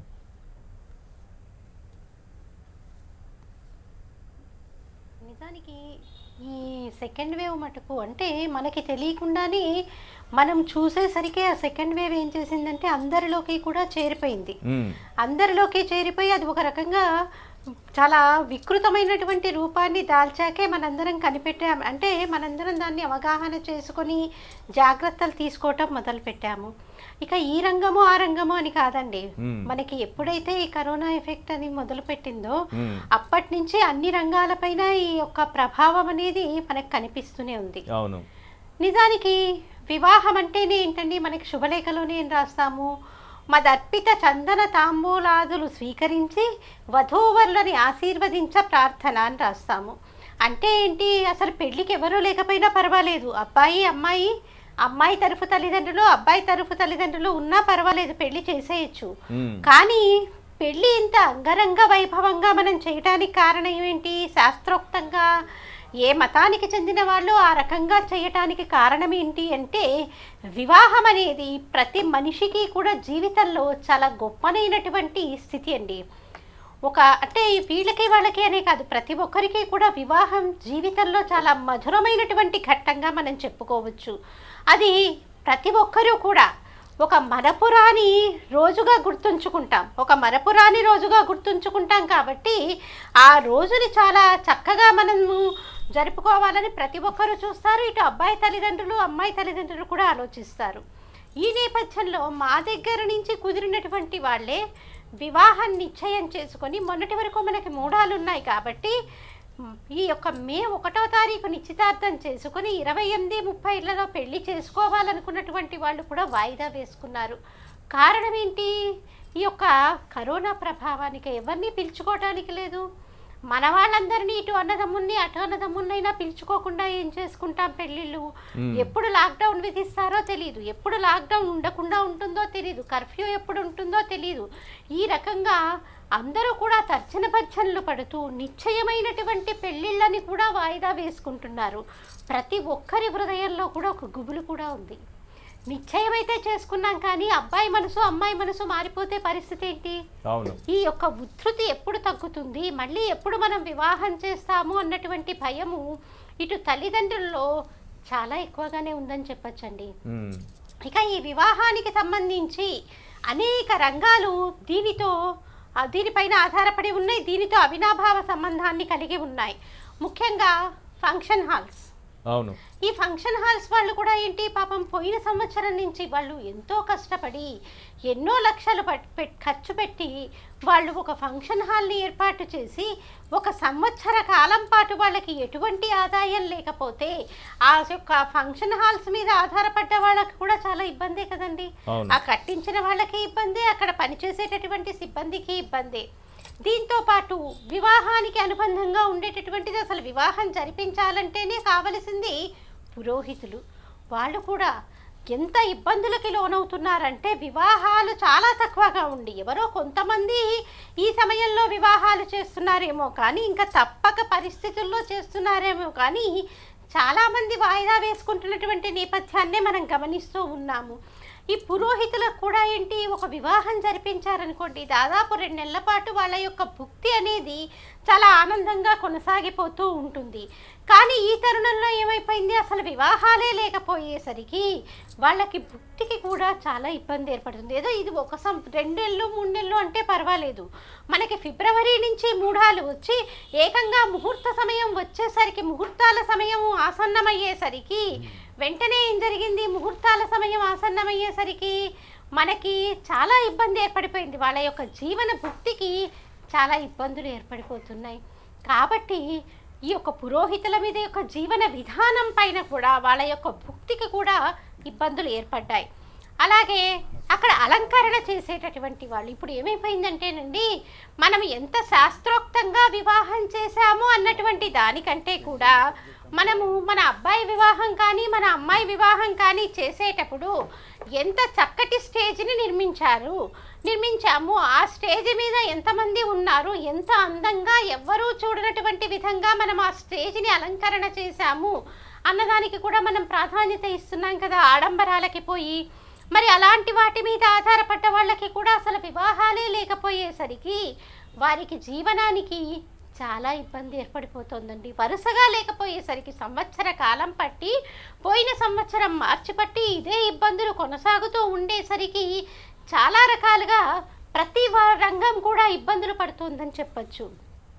దీంతోపాటు ఫోటోగ్రాఫర్స్, వీడియోగ్రాఫర్స్, వివాహం అంటేనే ఏంటండి, వివాహము అనేసరికి ఏంటి, అది ఒక మధురమైనటువంటి స్మృతి. మన పిల్లలకి, మన మనవళ్ళకి, మనవరాళ్ళకి అవకాశం ఉంటే మన ముని మనవళ్ళకు కూడా చూపించుకునేటటువంటి చాలా చక్కనైనటువంటి పండుగ. ఎందుకంటేనండి ఆ సమయంలో తీసుకున్నటువంటి ఫోటోలు చాలా మధురానుభూతిని మనకి మిగులుస్తాయని చెప్పవచ్చు. ఆ సిగ్గులలుకుతూ కూర్చున్నటువంటి పెళ్లి కూతురు పెళ్లి కొడుకు యొక్క ఆ యొక్క మోమును చూస్తేనే చూసేటటువంటి వాళ్ళకి చాలా ఆనందంగా అనిపిస్తుంది.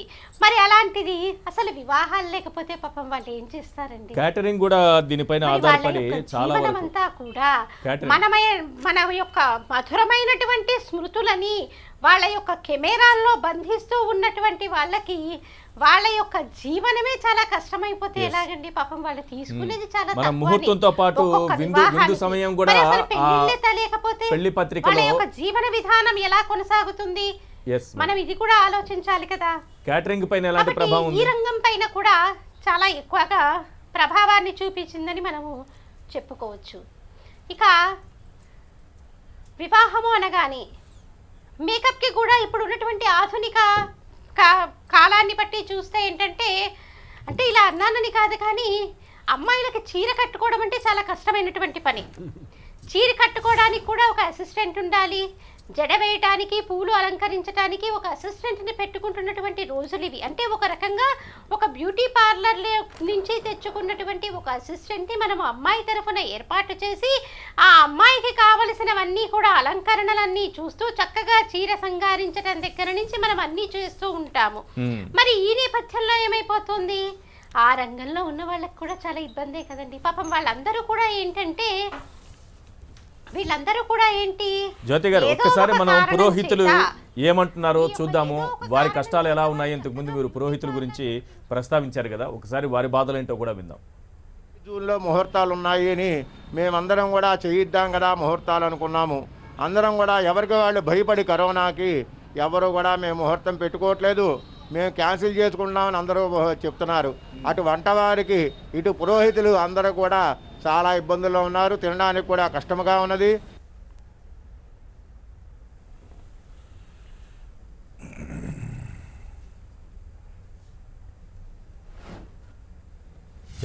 జ్యోతి గారితో మళ్ళీ మాట్లాడదాం. కొంత సాంకేతిక సమస్య కనిపిస్తోంది. రవికుమార్ గారితో మాట్లాడదాం. రవికుమార్ గారు, ఈ పెళ్లిళ్ళ మీద ఆధారపడినటువంటి ఈవెంట్స్ అనేకం ఉంటాయి.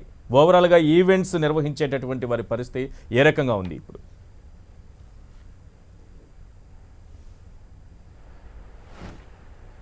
రవికుమార్ గారు. ఈ కరోనా తాకిడికి 2020, 2021 ఈ 2 సంవత్సరాలు కూడా పూర్తిగా ఈవెంట్ ఇండస్ట్రీ అనేది దెబ్బతినడం జరిగిందండి. ఇప్పటికే జ్యోతి గారు మాట్లాడినట్టుగా 2020లో కరెక్ట్గా ఏదైతే పెళ్ళిళ్ళ సీజన్ అనేది మొదలైందో అదే టైంకి లాక్డౌన్ లాస్ట్ ఇయర్ మార్చిలోని పెట్టడం వల్ల సుమారు విశాఖపట్నానికి సంబంధించినంతవరకు 10 నుంచి 15 వేల పెళ్ళిళ్ళు పూర్తిగా దెబ్బతిని వాళ్ళందరూ కూడా రద్దు చేసుకోవాల్సిన పరిస్థితి ఏర్పడింది. అలాగే ఆగస్టు సెప్టెంబర్ నుంచి కొద్దిగా తేరుకుంటున్నారు, ఈవెంట్ మేనేజర్లు మెల్లిమెల్లగా తేరుకుంటున్నారు అనుకునే లోపు మళ్ళీ సరిగ్గా 2021లో కూడా పెళ్ళిళ్ళ సీజన్లోనే ఈ లాక్డౌన్ అనేది ప్రకటించడం, అలాగే ఆంక్షలు అనేది విధించడం ఇవన్నీ జరగడం వల్ల ఈవెంట్ ఇండస్ట్రీ కొద్దిగా ఉన్న కొన ఊపిరితో ఉన్న ఈవెంట్ ఇండస్ట్రీ పూర్తిగా మళ్ళీ దెబ్బతిన్నది.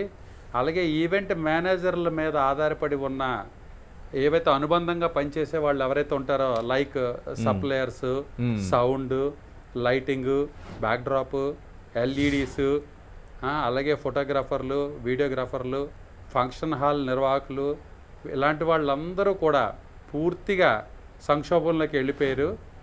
వీళ్ళంతా ఒక ఎత్తు అయితే ఇటీవల కాలంలో పెళ్ళిళ్ళలోని కళాకారులతోటి వినూత్నమైన ప్రదర్శనలు అవి ఇచ్చి పెళ్ళిళ్ళు జరిగేటప్పుడు పెళ్లి కూతురిని పెళ్లి కొడుకుని వేదిక వరకు ఆహ్వానించడానికి గుజరాతీ డాన్సర్లని, అలాగే పంజాబీ డాన్సర్స్ అని ఇలాంటి వాళ్ళతోటి ఘనంగా ఆహ్వానించుకొని వాళ్ళ వేదిక మీదకి తీసుకెళ్లే ఏవైతే నృత్య బృందాలు ఉన్నాయో కళాకారులు, అలాంటి వాళ్ళు కూడా పూర్తిగా గడ్డు పరిస్థితి ఏర్పడింది. వాళ్ళందరినీ కూడా వేరు రాష్ట్రాల నుంచి ఇక్కడికి తీసుకొచ్చి కాంట్రాక్ట్ పద్ధతిలో వాళ్ళని ఇక్కడికి తీసుకొచ్చి వాళ్ళతో ప్రదర్శనలు ఇప్పించుకుందాం అనుకొని పెట్టుబడులు పెట్టిన ఈవెంట్ మేనేజర్లు అందరూ పూర్తిగా దెబ్బతిన్నారు. అలాగే డెస్టినేషన్ వెడ్డింగ్స్కి విశాఖపట్నం చాలా ప్రసిద్ధిగాంచింది. ఎందుకంటే విశాఖపట్నంలో చాలా రిసోర్సెస్ చాలా ఎక్కువ ఉన్నాయి, రిసార్ట్లు ఎక్కువ ఉన్నాయి. అలాంటి రిసార్ట్స్లోని డెస్టినేషన్ వెడ్డింగ్స్ చేసుకోవడానికి ఒడిశా నుంచి జార్ఖండ్, ఛత్తీస్గఢ్, వెస్ట్ బెంగాల్, అలాగే హైదరాబాదు, ముఖ్యంగా మన రాష్ట్రంలోని విజయవాడ నుంచి, తిరుపతి నుంచి కూడా అత్యధికంగా పెళ్లి జంటలు విశాఖపట్నం వచ్చి సముద్ర తీరాన్ని కానీ, అలాగే కొన్ని రిసార్ట్లలో కానీ, అలాగే షిప్లో కానీ పెళ్ళిళ్ళని చాలా కొత్తగా వినూత్నంగా చేసుకుందాం అనుకునే ప్రయత్నం చేసి ముందుగా బుక్ చేసుకొని చాలా ప్లాన్ చేసుకున్న వాళ్ళు కూడా పూర్తిగా దెబ్బతిన్నారు. వీళ్ళు కూడా చాలా సంక్షోభంలోకి నెట్టవలసిన పరిస్థితి ఏర్పడింది సార్. ముఖ్యంగా ఈవెంట్ మేనేజర్ల సంవత్సరం మొత్తం మీద పెళ్ళిళ్ళ సీజన్ మీద ప్రత్యేకమైన ఫోకస్తో ఉంటారు. మార్చ్, ఏప్రిల్, మే, జూన్ 4 నెలల్లోని జరిగే అత్యధికమైన పెళ్ళిళ్ళలోనే బిజినెస్ చేయాలని అనుకుంటారు. అది ఈ ఏడాది పూర్తిగా మొత్తం తుడిచిపెట్టిపోయేటట్టుగా చేసింది. లాస్ట్ ఇయర్ కానీ ఈ ఇయర్ కానీ ఈవెంట్ ఇండస్ట్రీని గుర్తించిన నాదుడే కరువయ్యాడు. రాష్ట్ర ప్రభుత్వం కానీ కేంద్ర ప్రభుత్వం కానీ కనీసం ఈ రంగం అనేది ఒకటి ఉందని, వాళ్ళొకరు సంక్షోభంలో ఉంటారని వాళ్ళని కనీసం ఆదుకోవాలన్న ఆలోచన కూడా ఎవరికి రాలేదు. అది చాలా బాధాకరం. వీఆర్ ట్యాక్స్ పేయర్స్ అఫీషియల్గా హానెస్ట్లీ. మేము ప్రతి సంవత్సరం కూడా ఇన్కమ్ ట్యాక్స్లు అవి పే చేసి చాలా సిస్టమేటిక్గా మా ఆర్గనైజేషన్ రన్ చేస్తున్నాం. మాకు ఓన్గా గొడౌన్స్ ఉన్నాయి, మా దగ్గర ఓన్గా స్టాఫ్ ఉన్నారు. వాళ్ళందరికీ శాలరీస్ పే చేయాలి. శాలరీస్ పే చేయకపోతే వాళ్ళు మా మీదే డిపెండెంట్స్ వాళ్ళు. అవును, ఆ డిపెండెంట్స్ని కాపాడుకోవాల్సిన బాధ్యత మా మీద ఉంది. కానీ మాకు కూడా ఒక లిమిట్ ఆఫ్ స్టామినా ఉంటుంది. ఇందాకలా సార్ చెప్పినట్టుగా 1 month 2 months అంటే బేర్ చేయగలుగుతాం ఎవరైనా సరే. మరి 5-6 months బేర్ చేయడం అనేది చాలా కష్టతరమైన పని. అలాగే ఎక్స్క్లూజివ్గా ఇప్పుడు మనకి వైజాగ్ అంటే ఫైనాన్షియల్ క్యాపిటల్ అని స్టేట్ గవర్నమెంట్ అంటుంది. ఈ ఫైనాన్షియల్ క్యాపిటల్లోని ఇన్వెస్ట్మెంట్లు పెట్టి పెద్ద పెద్ద స్టూడియోలు కూడా పెట్టారు ఈ పెళ్ళిళ్ళకి సంబంధించి. వీడియో షూట్లు చేయడానికి, ఆల్బమ్స్ తయారు చేయడానికి అని పెద్ద పెద్ద స్టూడియోలు పెట్టారు. కెమెరామ్యాన్లు, ఫోటోగ్రాఫర్లు చాలా ప్రొఫెషనల్స్ని బెంగళూరు నుంచి, మెడ్రాస్ నుంచి, బాంబే, ఢిల్లీ నుంచి హైర్ చేసి తీసుకొచ్చారు. Monthly salaries, yearly basis salaries మీద తీసుకొచ్చారు. అలాంటి స్టూడియోలు అన్నీ మూతపడిపోయినాయి అండి. ఎక్కడ పెళ్ళిళ్ళు జరగలేదు, మూతపడిపోయినాయి. వాళ్ళు కూడా ఇన్వెస్ట్మెంట్స్ అన్నీ బ్లాక్ అయినాయి. అలాగే వెడ్డింగ్స్కి ఏదైతే డెకరేషన్స్ ఆస్పెక్ట్ ఉంటుందో ఆ డెకరేషన్స్ అనేది, ఫ్లవర్స్ అనేది మనం హైర్ చేసుకునేది బెంగళూరు నుంచి హైర్ చేస్తాం మనం. ఆ బెంగళూరు నుంచి హైర్ చేయడం కోసం ఇయర్లీ ఒకటేసారి సీజన్ వస్తుంది కాబట్టి ఆ సీజన్లోనే మనకి ఒక 50 lakhs 30 lakhs బిజినెస్ అవుతుందని హోప్తో ముందుగా బెంగళూరులో ఉన్నటువంటి ఎవరైతే ఫ్లవర్ సప్లయర్స్ ఉన్నారో వాళ్ళకి 5 లక్షలు 10 లక్షలు అడ్వాన్సులు కూడా వేసేసి మాకున్న వెడ్డింగ్స్ షెడ్యూల్ ప్రకారం పలానా డేట్ని ఇంత వర్త్ ఆఫ్ ఫ్లవర్స్ కావాలి, పలానా డేట్ని ఇంత వర్త్ ఆఫ్ ఫ్లవర్స్ కావాలని ఆల్రెడీ వేసాం. ఇప్పుడు క్లయింట్ దగ్గర నుంచి మాకు డబ్బులు రాలేదు. మా అమౌంట్ ఏదైతే ఉందో అది ఫ్లవర్ డెకరేషన్స్ ఎవరైతే చేస్తారో వాళ్ళు సప్లయర్స్ వాళ్ళ దగ్గర స్టక్ అయిపోయి ఉండిపోయింది. ఇంకోటి ఏంటంటే ఫ్లవర్ డెకరేషన్స్ చేయడంలోనే ఎక్స్పర్ట్స్ వెస్ట్ బెంగాల్ నుంచి వచ్చిన ఎవరైతే వర్కర్స్ ఉంటారో వాళ్ళు చేయగలరు.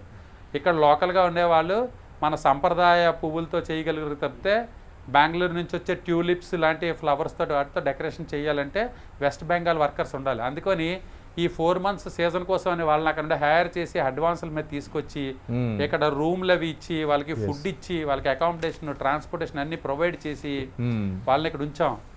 వాళ్ళని ఇప్పుడు మెయింటైన్ చేయడం చాలా కష్టతరం అవుతుంది. ఓ పక్క కళాకారులందరూ కూడా చాలా దీనావస్థలోకి వెళ్ళిపోయారు.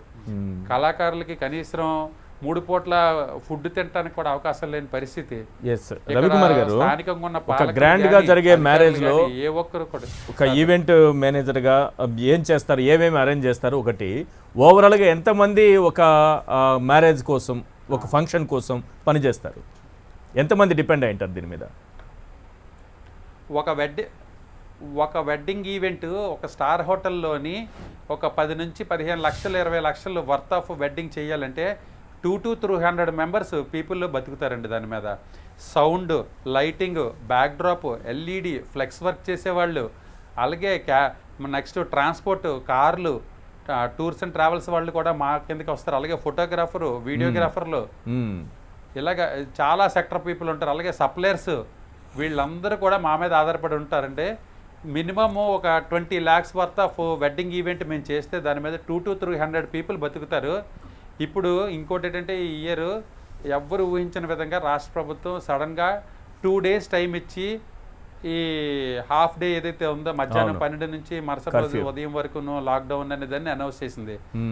ఇప్పటికీ మాకు ఏప్రిల్ ఎండింగ్ నుంచి మే, జూన్, జూలై 3 నెలలకి కంటిన్యూస్ గా ఒక్కొక్కరు ఈవెంట్ మేనేజర్ 20 to 25 ఈవెంట్స్ ఒప్పుకోవడం జరిగింది.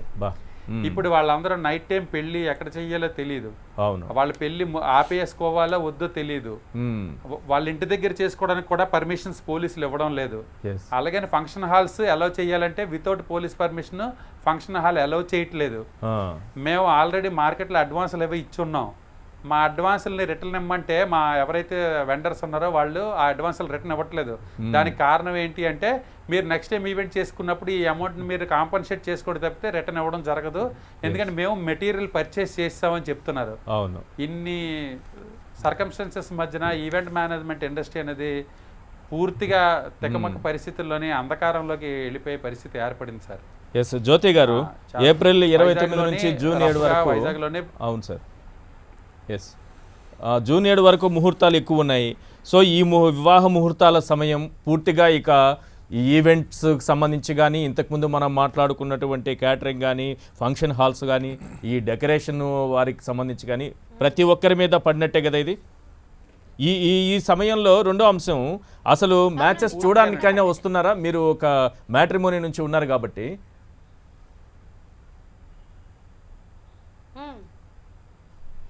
అంటే చాలా మటుకు చాలామంది అనేది ఏంటంటే కరోనా టైం కదా మేడం, మేము ఇప్పుడు మాట్లాడుకున్నా అసలు చూసుకోవటానికి లేదు కదా అని మాట్లాడే వాళ్ళు ఉంటారు. కానీ కొంతమంది ఏంటి, ఇప్పుడు వర్క్ ఫ్రమ్ హోమ్, పైగా ఏంటంటే ఆఫీసులకు వెళ్ళాల్సిన పని లేదు కదా, మాట్లాడుకోవడానికి మాట్లాడుకోవచ్చు అనేవాళ్ళు ఉంటారు. కాకపోతే ఇది వరకుతో ఉన్నటువంటి ఊపు లేదని ఖచ్చితంగా చెప్పచ్చండి. అంతా నార్మల్గా ఉన్నప్పుడు ఉన్నటువంటి ఊపు ఇప్పుడు లేదని మనం ఖచ్చితంగా చెప్పచ్చు. ఎందుకంటే మనకి ముహూర్తాల సీజన్ వచ్చేసరికి చాలామంది ముందుకు వస్తారు రిజిస్టర్ చేయడానికి, వాళ్ళ అబ్బాయి కానీ అమ్మాయి కానీ పెళ్ళిళ్ళకి వయసు ఉన్న వాళ్ళు.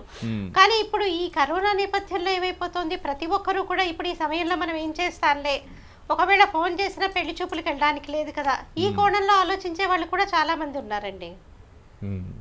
రైట్, మీరు చెప్పండి సార్. రాజశేఖర్ గారు, నిర్మాణ రంగం పైన ఆధారపడిన వారి కోసం ప్రభుత్వం ఏం చేయాలి? మేజర్గా ఇది ఒకటండి, మనము the best part is like issues అనేది ఉంటాయి, దానికి మా ఇండస్ట్రీ కూడా ఇబ్బందులు లేకుండా ఉన్నది అనేది కాదు. So that's why to go with a positivity బాగుంది అని చెప్తున్నాము. బాగా లోపల కూడా దాని how to make it more positive అనే దాని మీదనే వీ వర్క్డ్ అవుట్. సో ఇక్కడ మాకు నిర్మాణ రంగానికి గవర్నమెంట్ వైపు నుంచి కావాలని అంటే first part is retain the labour who are working with us. అలాగే కాకుండా ఇండైరెక్ట్గా ఇది ఆల్మోస్ట్గా మాకు ఒక 10-12 లక్షల మంది అయితే ఉన్నారు ఇప్పుడు. సో దీంతో పాటుగా ఇండైరెక్ట్గా దీని మీద డిపెండ్ అయిన వాళ్ళు more than crores of people will be there across the country different manufacturing యూనిట్స్లో కానీ. సో ఈ అందరికీ ఉపాధి కావాలి అని అన్నప్పుడు మేము సరే బయట మ్యానుఫ్యాక్చరింగ్ దాని గురించి ఎక్కువ ఆలోచించకపోయినా ప్రస్తుతానికి ఉన్న మన వ్యవస్థను ఎలా కాపాడుకోవాలనే దాని మీద అట్లీస్ట్ టు స్టార్ట్ విత్ ఇప్పుడు అందరు అంటున్నారు వ్యాక్సినేషన్ చేస్తే కొంత రిలీఫ్ ఉంటుంది అనేది. సో ఆ రకంగా ప్రతి రంగానికి మా ఒక నిర్మాణ రంగానం అనే కాదు, గవర్నమెంటే మేమే చేపిస్తాము అంత బాధ్యత మాది అనడం కంటే కూడా లెట్ దెమ్ ప్రొవైడ్.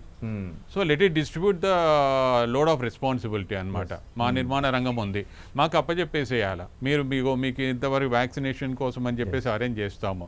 మీరు ఏం చేస్తే అప్పుడు మేము మా సైట్ క్యాంప్స్ దగ్గర facilities what ever the logistics required మేము అక్కడ అన్ని ప్రొవైడ్ చేయగలుగుతాము. అక్కడ అందరు కూడా ఏ ఇబ్బంది లేకుండా వాళ్ళకి వ్యాక్సినేషన్ ఇప్పించే బాధ్యత. ఈవెన్ ఇంతకుముందు అయితే మా ఇండస్ట్రీ నుంచి చాలా వరకు బిల్డర్స్ ఏమనుకున్నారంటే వీల్ బేర్ ద కాస్ట్ అని.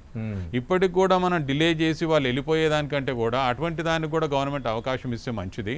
ఎప్పుడు కూడా ఈవెన్ ద స్టాఫ్ కూడా చాలా వరకు ప్రతి కంపెనీ లోపల 50% of the staff have been affected. వాళ్ళకు కూడా ఒక బాధ్యత, నైతిక బాధ్యత. ఈ పరిస్థితి లోపల అందరి బాధలు చూస్తున్నాము. ఏ ఇండస్ట్రీ కానీ దేశవ్యాప్తంగా కానీ ప్రపంచవ్యాప్తంగా ఎఫెక్ట్ కాకుండా లేదు. అందరం కూడా ప్రతి మనిషి ఈవెన్ ఐ హ్యావ్ కోవిడ్ నాకు కూడా వచ్చింది, ఇవన్నీ ప్రతి ఫ్యామిలీ లోపల ఇట్ ఈస్ దేర్. సో అటువంటి పరిస్థితి లోపల మనం సామాజిక బాధ్యత అనమాట. ప్రతి కుటుంబం మనమే కాదు మన పక్క వాళ్ళు కూడా బాగుండాలనిసిన పరిస్థితి ఇప్పుడు. సో ఆ రకంగా we are ready to get the vaccination done on priority for our staff families and labour. So దీనికి మేము మీడియా ముఖంగా గవర్నమెంట్ని విజ్ఞప్తి చేసేది మాకు కొంత ఫెసిలిటేట్ చేయండి. Even we'll have the tie up with the private hospitals or whoever it is concern. దాని తర్వాత మా వైపుకి వాళ్ళు సైట్ క్యాంప్స్కి వచ్చేసిన తర్వాత వ్యాక్సినేషన్ ఇప్పించే పూర్తి బాధ్యత all the logistic we will take care. Sales ఎలా ఉన్నాయి సార్ ఈరోజు నిర్మాణం సేల్స్ గురించి అనంటే యాక్చువల్గా లాస్ట్ ఇయర్కి ఇప్పటికీ తగ్గినట్టు. అంటే మేము we have to on the మళ్ళీ అగైన్ మీడియా ముఖంగా we have to thank you media a lot. ఆ మధ్యలో ఏం చేస్తున్నాము, అప్పటి పరిస్థితి వేరు. మేము హైదరాబాద్ నిర్మాణ రంగము ఎదుగుతున్న దాన్ని మళ్ళీ చెడగొట్టుకోవడం ఇష్టం లేక what is the positivity of Hyderabad, how it is growing up అని రిటైన్ చేసుకోవడానికి వీ స్ప్రెడెడ్ అక్రాస్ మీడియా నుంచి కూడా అంతా ఓవరాల్గా పాజిటివ్గా రిపోర్ట్ రావడం, పాజిటివ్ ఆర్టికల్స్ రావడంతో నిర్మాణ రంగం మంచిగా పికప్ అయింది. ఈ రోజులలో మేము నిర్మాణ రంగం సేల్స్ గురించి కానీ అమ్మాలి మాకు ఇది బాగుంది అనే దాని మీద we are not at all focusing. Let it survive. ఇటువంటి కష్టకాలం లోపల మేమేమన్నా చేయగలుగుతామా? మేము అందరికీ రాష్ట్రవ్యాప్తంగా అందరికి చేయకపోయినా మాకు we have the network across the state. CREDAI members కూడా చాప్టర్స్ మాకు రాష్ట్రవ్యాప్తంగా ఒక 18 దాకా ఉన్నాయి. We can reach the people. మాకు అట్లీస్ట్ మా దగ్గర ఉండే వాళ్ళకైనా చేయగలుగుతాం కాబట్టి that is the best thing we can do. So ఇప్పుడు మేము ప్రస్తుతానికి మార్కెట్ బాగానే ఉంది, దాన్ని ఇంకా సేల్స్ ప్రమోట్ చేయాలనే దాని మీద మేము ఎక్కువ ఫోకస్ పెట్టట్లేదు. ఎందుకంటే రావట్లేదు. వీఆర్ నాట్ ఎంకరేజింగ్ అండి, we are not at all encouraging the people to come to the sites. Virtual విధానంలో చూపించే మార్గం వర్చువల్ వీ హ్యావ్ యాక్చువల్గా చెప్పాలనంటే April 16th, 17th, 18th we have plan the property show. అప్పుడు ఏమనుకున్నాము, వర్చువల్ కాన్సెప్ట్ ఉన్న తర్వాత ఫిజికల్ కూడా అని అనుకున్నాము. సో అనుకోకుండా ఇది ఇలా మనకి కరోనా ఎఫెక్ట్ చాలా పెరగడంతో అన్వాంటెడ్లా మా దగ్గర ఎలా అని అంటే ఒక 40,000-50,000 పీపుల్ విల్ కమ్. సో అటువంటి పరిస్థితులలో అన్వాంటెడ్గా వాళ్ళని ఎఫెక్ట్ చేసి మేము తప్పు చేసినట్టు జరుగుతుంది. We cancel postpone the programme అనమాట. సో అప్పుడు విర్చువల్ అనే దాని మీద we are now working out. Even కొన్ని కంపెనీస్ ఏం చేస్తున్నారంటే they develop the concepts and reaching the people. So it is a good concept for the long run. Even marketing point of view లోపల physical sales అనే దానికంటే కూడా virtual it will reach any people across the world, across the globe also. That is a good concept. Yeah, that's what. Even the living standards have been improved, and even the planning of the flats or villas has also changed to facilitate the people in what the way they really need. ఇప్పుడు ఈ corona తోటి ఏంటంటే ఫ్లాట్స్లలో వచ్చేసరికి ఇంతకుముందు ఒక 2 BHK తీసుకున్న వాళ్ళు ఇప్పుడు ఎలా అంటున్నారు, వర్క్ ఫ్రమ్ హోమ్ అనే దాని మీద ఒక ఆఫీస్ కావాలి కదా అని, 1 more room is required. So ఒక దాన్ని రూమ్ అనేది కాకపోయినా ఒక హాల్ సపరేట్ క్రియేట్ చేసి ఆఫీస్ స్పేస్ క్రియేట్ చేసుకోవడానికి the planning has been change and which can accommodate the requirement of the customer అన్నమాట. మనకి పూణే కానీ చెన్నై, బెంగళూరు వీటికంటే కూడా హైదరాబాదు రియల్ ఎస్టేట్ చాలా త్వరగా కోలుకుంది, పెద్దగా ప్రభావం కూడా పడలేదు మనకి. ఎందుకంటే చాలా రిపోర్ట్స్ వచ్చినప్పుడు ఇవన్నీ చాలా దెబ్బతిన్నాయి అని అన్నప్పుడు ఒక హైదరాబాద్ మాత్రమే కాస్త మెరుగ్గా కనిపించింది. ఏంటి సార్ కారణం దీనికి? ఒకటి అనంటే 2-3 రకాలుగా కారణాలు చెప్పుకోవచ్చు. ఒకటి మనకి ఏంటంటే కొత్తగా ఫామ్ అయిన స్టేట్ అయినా కూడా reforms made the more of impact for the positivity generation in the real estate అనమాట. సో ఓవరాల్గా 4-5 years నుంచి కూడా మనకి there is the major part industrial investment ఒకటి చాలా పాజిటివిటీ కనబడుతుంది.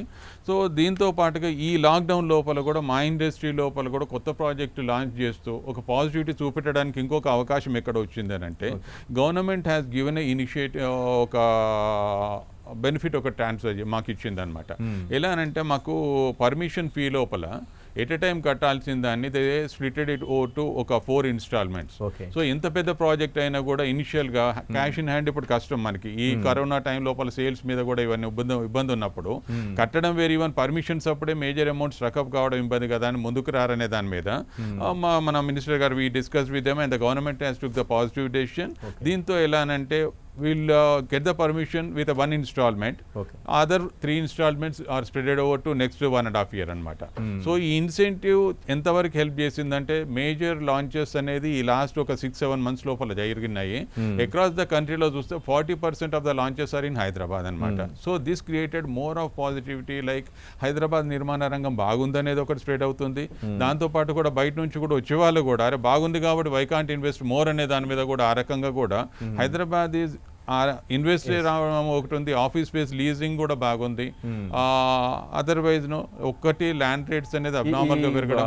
ఐటీకి సంబంధించి ఎంప్లాయీస్ ఎక్కువ వర్క్ ఫ్రమ్ హోమ్ చేయడం వల్ల సొంత ఊర్లకు వెళ్ళిపోవడం వల్ల కూడా సేల్స్ మీద కొంత ప్రభావం పడింది అంటున్నారు. ఎంతవరకు? లేదండి, అంటే లాస్ట్ ఇప్పుడు ఈ 2-3 months నుంచి కూడా ఎఫెక్ట్ ఉంది కానీ అదర్వైజ్ ఇనిషియల్గా సేల్స్ హావ్ బీన్ ఇంక్రీజ్డ్.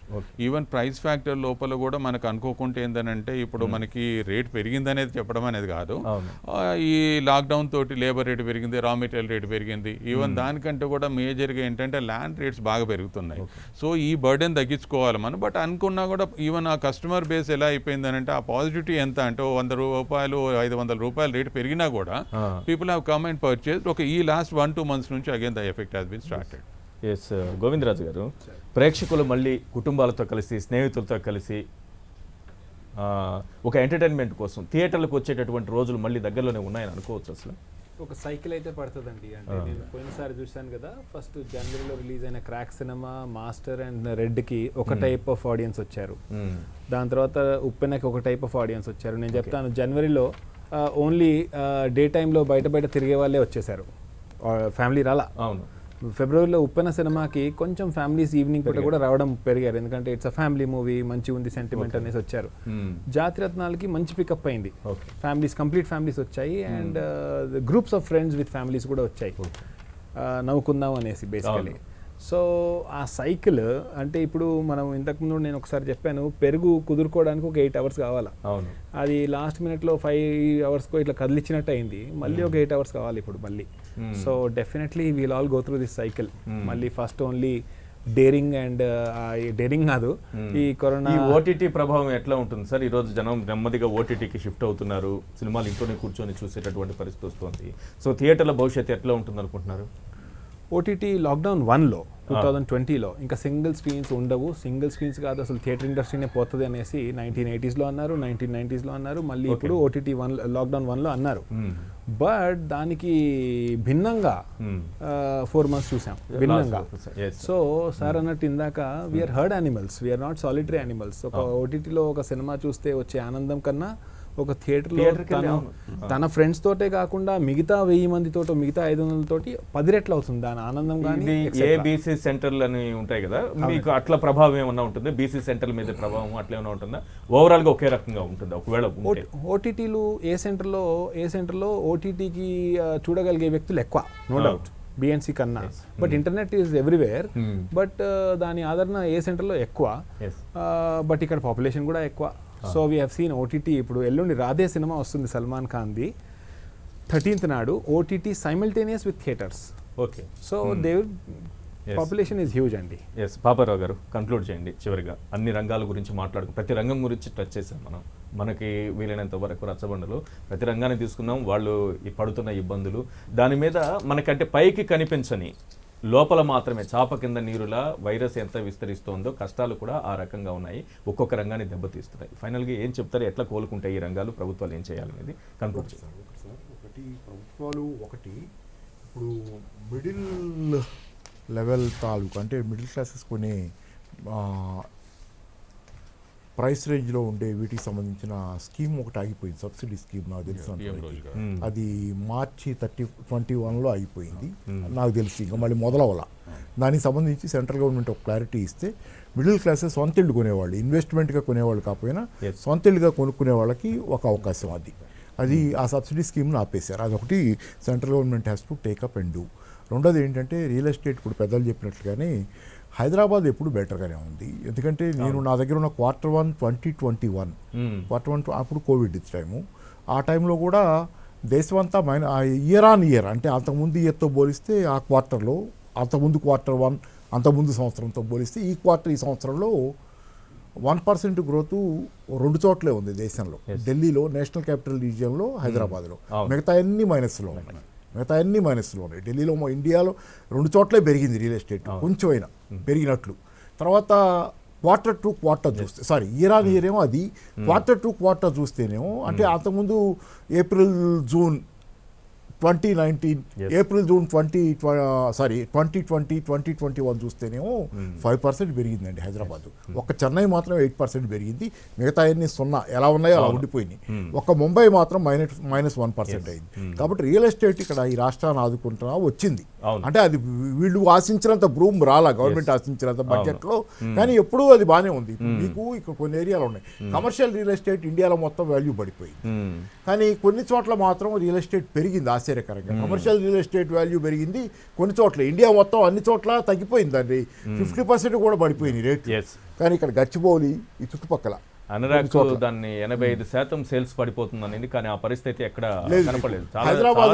హైదరాబాద్లో కొంతవరకు నిజమైంది, కానీ కొన్ని పాకెట్స్ లో మాత్రం real estate, commercial real estate కూడా పెరిగింది. ఇక్కడ గచ్చిబౌలి ఏరియా చుట్టుపక్కల ఇంకా కొన్ని ఏదో ఉన్నాయి, అట్లాంటి బంజారా హిల్స్ అనుకుంటా పెరిగింది. రెండోది ఏంటంటే ఈ రోజు కాకపోతే ఏంటంటే, ఒకటి ఫారిన్ అఫైర్స్ పత్రిక చెప్పిన మొక్క ఏంటంటే, మీరు వర్కర్స్ని బాగా చూసుకునే గవర్నమెంట్లు లేకుండా, ట్రేడ్ యూనియన్ హక్కులు లేకుండా ప్రైవేటీకరణ ఇలాగే జరిగేటట్లయితే కనుక కోవిడ్ వ్యాపిస్తే ఎకానమీ పతనం అవుతుంది. కాబట్టి వర్కర్స్ వెల్ఫేర్ కోరుకునే గవర్నమెంట్లు కావాలి. ఈరోజు వర్కర్స్ కోసం పనిచేసి వాళ్ళకి సోషల్ డిస్టెన్స్ లాంటి వర్క్ ప్లేస్లో ఉండాలి కదా.